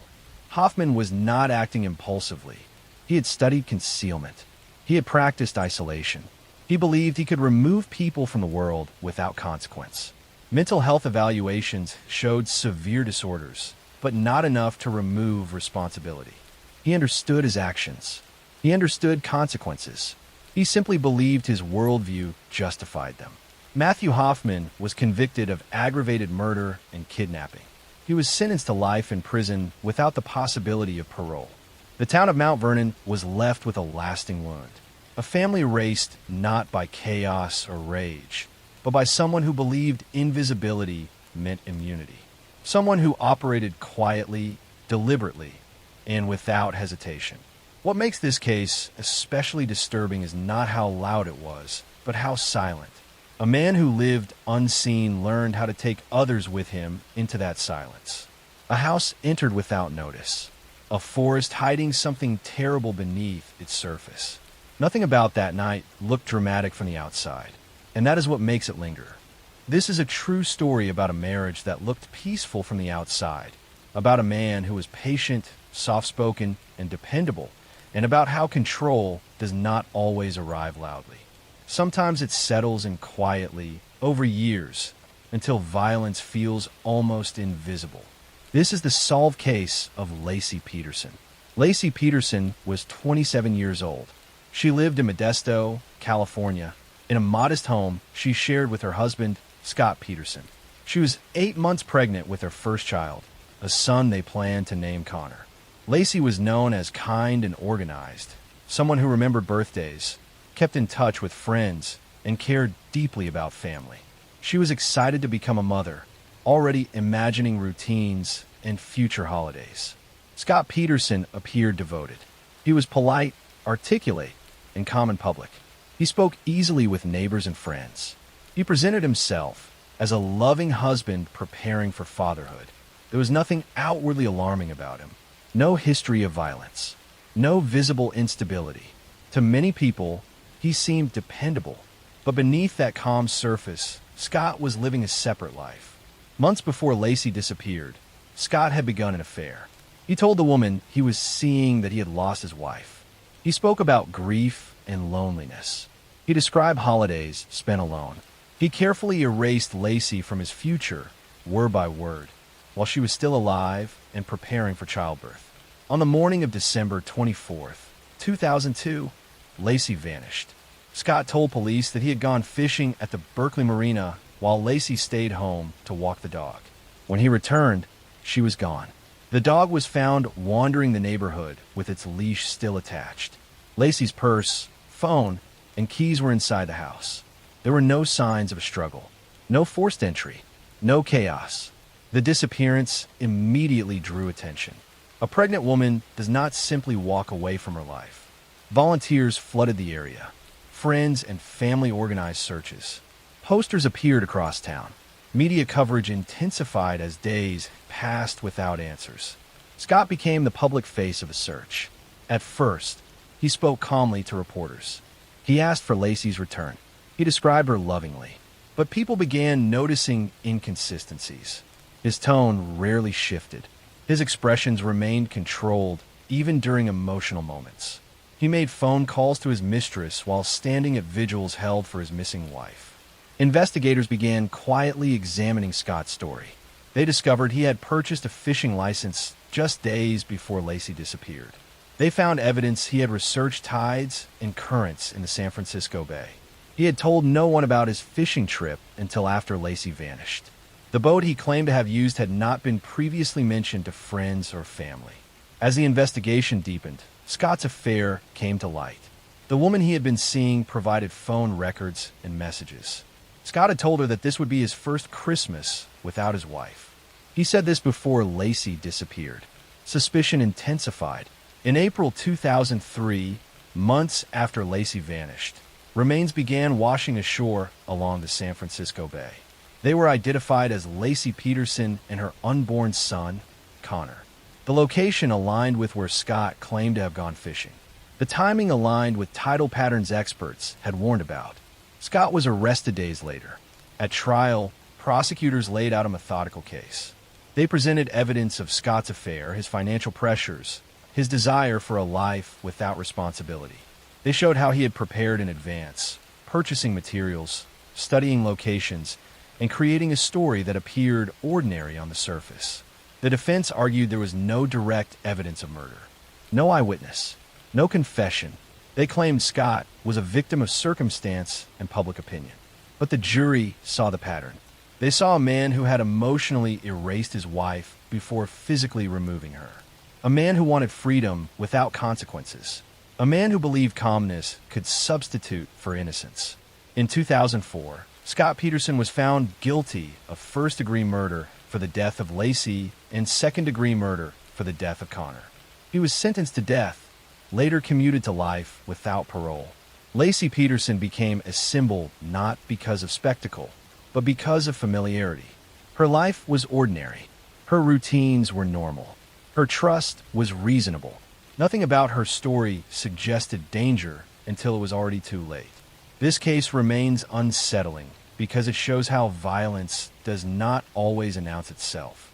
It can live quietly inside someone who smiles, who waits, who plans patiently, someone who does not raise their voice, someone who does not appear angry. It reminds us that control can look like calm, that deception can sound polite, and that the most devastating decisions are sometimes made without visible emotion. I'm going to tell you a true story about a woman who vanished while living an ordinary life, a disappearance that unfolded slowly, quietly, and in plain sight, leaving behind a trail of unanswered questions that still refuses to settle. This case is not driven by sudden violence or dramatic scenes. It is unsettling because of how routine everything was, how little stood out at the time, and how easily a life slipped out of view without immediate alarm. This is the true story of Susan Powell. Susan Powell lived in West Valley City, Utah, with her husband Josh Powell and their 2 young sons. Susan was creative, thoughtful, and deeply devoted to her children. She kept journals, took photographs, and documented her thoughts carefully.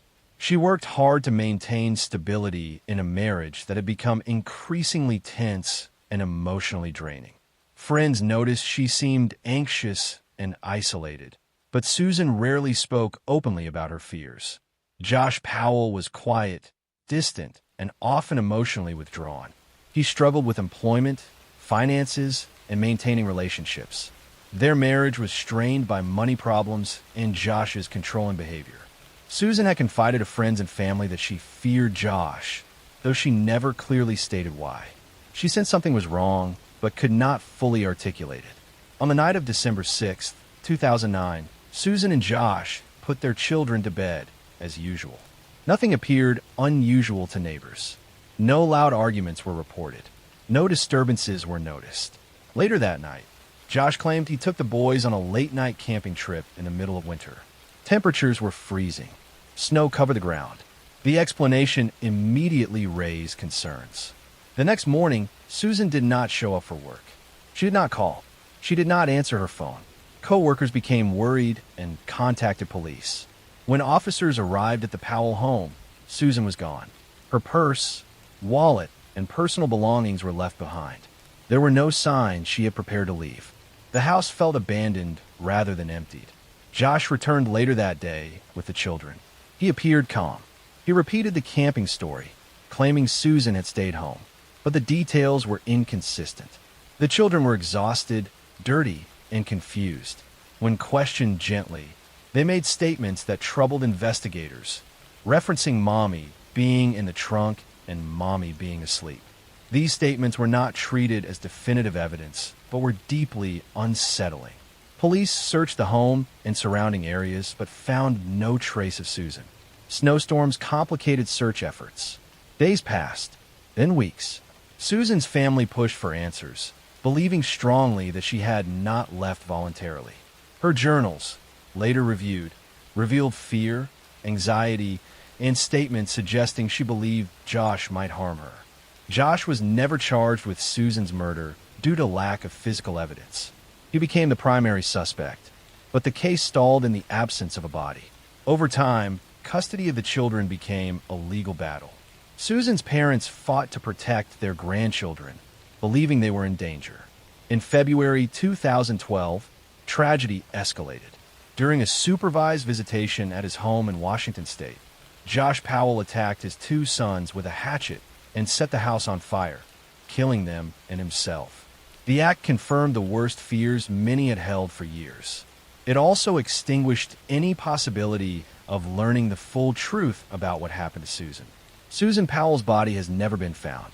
Investigators believe she was murdered the night she disappeared, likely inside her home. Her remains may never be recovered. The case stands as one of the most heartbreaking examples of how emotional abuse, control, and isolation can escalate quietly behind closed doors. This story is chilling because of its slow progression, because warning signs existed but were difficult to act upon, because Susan tried to hold her family together while sensing danger she could not fully name, and because justice, in its fullest sense, was never achieved. Susan Powell did not vanish without leaving traces of who she was. She left behind words, photographs, and children who loved her deeply. Her absence continues to echo through the lives of those who search for her and those who still speak her name. This case reminds us that some crimes do not begin with violence. They begin with silence. They grow inside routine, and by the time the truth becomes undeniable, it may already be too late. I'm going to tell you a true story about a man who stepped out of his truck in the middle of the night and was never seen again. A disappearance surrounded by confusion, fragmented phone calls, and a landscape so vast that it seemed to swallow answers whole. This case is unsettling not because of what we know, but because of how close the truth feels without ever becoming solid. It is a story about exhaustion, isolation, and a moment that may have lasted only minutes, but left behind questions that have stretched on for years. This is the true story of Brandon Lawson. Brandon Lawson lived in San Angelo, Texas. He was a young father, engaged to be married, and trying to rebuild stability in his life. He worked long hours in the oil fields, often driving late at night across empty highways and rural backroads. His job was physically demanding, and the schedules were unforgiving. Sleep was inconsistent. Fatigue was normal. Brandon was known as a hard worker, someone who pushed through exhaustion to provide for his children. On the night of August 8th, 2013, Brandon left home after an argument with his fiancée. The disagreement was not unusual or violent. It was the kind of argument that ends with someone needing space. Brandon got into his truck and began driving south toward Bronte, Texas, a quiet rural area surrounded by fields, brush, and long stretches of road with little traffic. Sometime after midnight, Brandon's truck ran out of gas along U.S. Highway 277. He pulled over onto the shoulder. There was no immediate danger. The road was quiet. The night was dark but calm. Brandon called his brother Kyle and asked for help. Kyle agreed to bring gas and began driving toward Brandon's location. While waiting, Brandon made a series of phone calls that would later become some of the most haunting aspects of the case. He called emergency services. The call was confusing, fragmented, and difficult to understand. Brandon sounded distressed. He spoke about being chased. He mentioned bleeding. He said there were people around him, but his words were disorganized. Dispatchers struggled to determine what he was experiencing or where exactly he was. Kyle arrived at the location Brandon had described, but Brandon was no longer visible near the truck. The vehicle was still there. The headlights were on. The doors were open. Kyle called out his brother's name. He searched the roadside. He used his phone flashlight to scan the darkness. There was no response. Kyle called Brandon's phone again. Brandon answered. In the background, Kyle could hear wind and movement. Brandon said he was in a field. He said he could see lights. He said people were chasing him. Kyle told him to stay where he was, that he was nearby, that help was coming. But Brandon did not stay still. The call ended abruptly. Law enforcement arrived and searched the area immediately. They found Brandon's truck abandoned on the side of the road. There were no signs of struggle, no blood, no damaged clothing, no footprints that could be clearly followed. The terrain around the highway was rough, filled with tall grass, uneven ground, and scattered brush. At night, visibility would have been extremely limited. Over the following days, search teams expanded the area. Dogs were brought in. Helicopters scanned the land. Volunteers combed fields and drainage ditches. But nothing was found. No clothing, no personal items, no physical trace that Brandon had passed through. As time passed, theories began to form. Some believed Brandon had suffered from extreme exhaustion and confusion, possibly exacerbated by substance use earlier in the day. Others believed he may have encountered someone on the road. Some suggested paranoia or hallucinations. Others believed the fear in his voice was real and that he was reacting to something actually happening around him. The emergency call recordings were analyzed repeatedly. Every word was dissected. Audio specialists attempted to clarify what Brandon was saying. Different interpretations emerged. Some believed he was describing an actual attack. Others believed his words reflected panic rather than reality. The lack of visual evidence left every interpretation suspended, unable to fully resolve. What makes this case particularly disturbing is the environment. The area where Brandon disappeared is open, flat, and seemingly impossible to vanish into completely. And yet, years of searching produced nothing. No remains were found. No definitive clues surfaced. It was as if Brandon had moved beyond the edge of visibility and never returned. His family never stopped looking. His brother continued to revisit the area. His parents worked with investigators, private search teams, and independent researchers. They listened to the recordings again and again, hoping to hear something new, hoping for a detail that had been missed.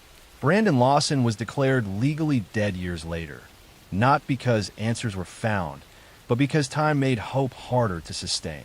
Still, his disappearance remains active in the minds of those who study unresolved cases.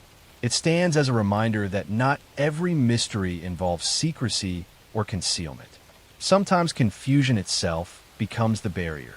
This story is unsettling because it happens in motion, because it unfolds through phone calls instead of witnesses, because help was close and yet unreachable, because whatever Brandon experienced that night ended his presence in the world without leaving behind a story that could be fully told. Brandon Lawson did not disappear in silence. He disappeared while reaching out for help, while trying to explain something he may not have fully understood himself. And the space between those words and the darkness beyond the highway is where this story still remains. I'm going to tell you a true story that unfolded behind routine phone calls, friendly voices, and an image of reliability that no one questioned for years. This is a story about access, about how trust can become a weapon, and about a man who used his position not to help, but to hunt quietly without drawing attention. This case did not rely on chaos or fear in public spaces. It relied on familiarity. This is the true story of Bruce MacArthur. Bruce MacArthur lived in Toronto, Canada, and for most of his adult life, he was seen as harmless. He worked as a landscaper. He was polite, soft-spoken, and dependable. Many of his clients were elderly or lived alone, and they trusted him completely. He also volunteered within the city's LGBTQ community, particularly among older gay men. He was friendly, present, and helpful. No one saw him as a threat. That was exactly what allowed him to remain invisible for so long. Over the years, men began disappearing from Toronto's gay village. The disappearances were spread out, sometimes months or years apart. Many of the missing men were immigrants, some with limited family connections, others with unstable housing or small social circles. When they vanished, there was concern, but not urgency. It was assumed they had moved, drifted, or chosen to disconnect. The pattern did not immediately look like murder. It looked like absence. Bruce MacArthur knew this. He understood which lives would be quietly overlooked. He met his victims through dating apps, community events, or social gatherings. He appeared calm and unthreatening. He invited them into his orbit slowly, building trust through conversation and shared familiarity. Once that trust was established, he brought them to private spaces where control shifted completely. What happened next remained hidden for years. Police investigated the disappearances, but without bodies or clear evidence, the cases stalled. Concerns were raised by members of the community, but they were not taken seriously at first. Time passed. Men continued to vanish. Bruce continued his routines. He showed up to work. He chatted with neighbors. He volunteered. He blended in. The case finally began to unravel in 2017, when police connected Bruce MacArthur to one of the missing men through digital evidence. A search of his apartment revealed photographs stored on electronic devices. These images documented men restrained, posed, and lifeless. The evidence was undeniable. What investigators had feared quietly for years was suddenly impossible to ignore. Further searches uncovered remains hidden in planters at properties where Bruce had worked as a landscaper. The discovery was horrifying not only because of the number of victims, but because of how close the remains had been to everyday life. Homes, gardens, places meant to feel safe. The murders have been integrated into normal routines so seamlessly that no one noticed. Bruce MacArthur was arrested and charged with multiple counts of first-degree murder. As details emerged, the scope of his crimes became clearer. He had used his work, his volunteer roles, and his age to disarm suspicion. He targeted men he believed would not be immediately missed. He relied on the assumption that their disappearances would be explained away. At trial, survivors from the community listened as the story unfolded. Families learned what had happened to loved ones who had simply stopped calling one day. Investigators described how long it took to connect the dots and how easily normalcy had protected a predator. In 2019, Bruce MacArthur pleaded guilty to 8 counts of first-degree murder. He was sentenced to life in prison with no chance of parole for 25 years. The case prompted deep reflection in Toronto about whose lives are considered urgent, whose disappearances demand action, and how long silence can last before it becomes dangerous. This story is chilling because nothing about it was loud. There were no warnings that demanded attention, just routines, conversations, app messages, familiar faces, and beneath it all, a man who understood exactly how to hide violence inside normal life. The men Bruce MacArthur killed did not disappear suddenly. They were slowly removed from a city that did not realize how many voices had gone quiet.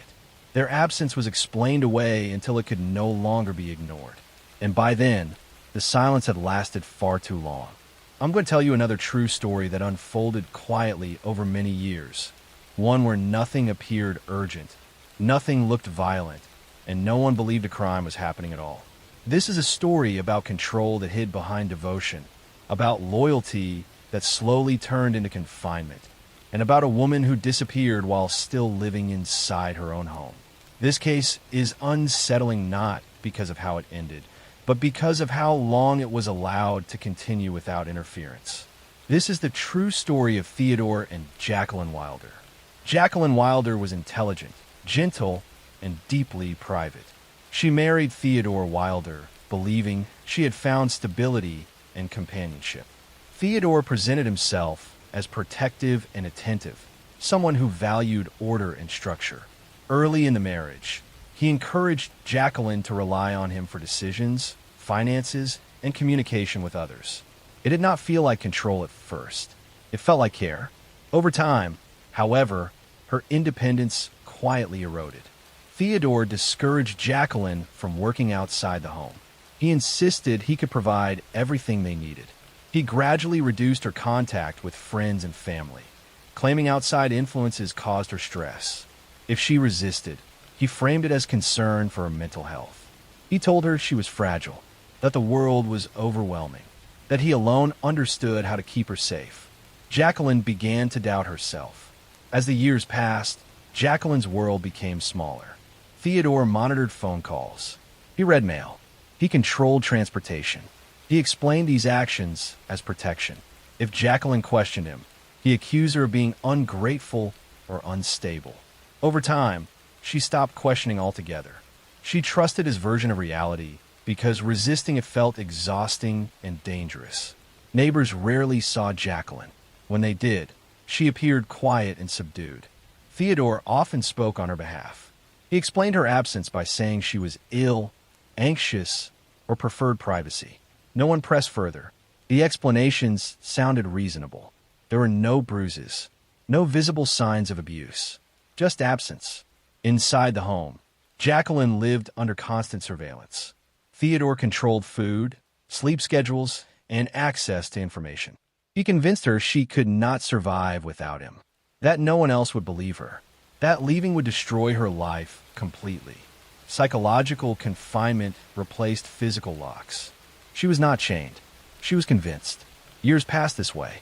Eventually, Jacqueline stopped being seen entirely. Theodore told acquaintances she had moved away for treatment. Later, he claimed she had died from illness. There was no obituary, no funeral, no records. People assumed privacy explained the silence. Life continued.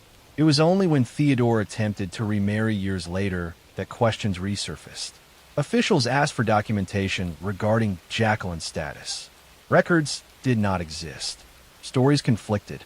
Investigators reopened the matter quietly, piecing together timelines and inconsistencies. What they discovered was deeply disturbing. Jacqueline had not left. She had not received treatment. She had not died of natural causes with medical documentation. Evidence suggested that after years of isolation and psychological domination, Jacqueline had died inside the home. Whether through neglect, intentional harm, or deliberate deprivation was difficult to determine.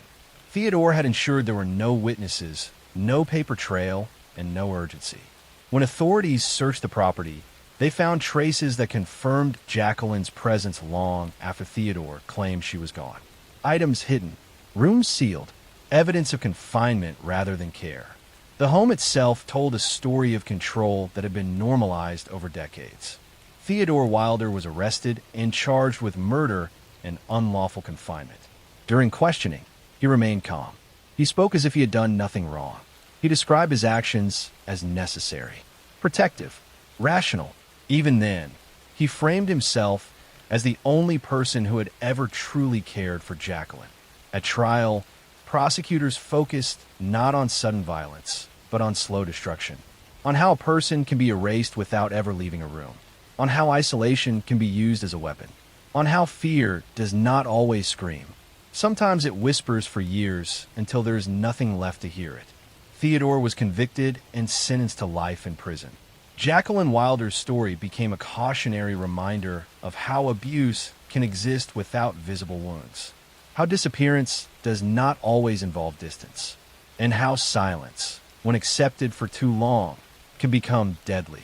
This case is chilling because it asks an uncomfortable question. How many lives are shrinking quietly right now, mistaken for privacy, mistaken for choice, mistaken for love? Jacqueline did not vanish suddenly. She faded slowly, inside a marriage that looked stable, inside a home that looked safe, while the world looked away.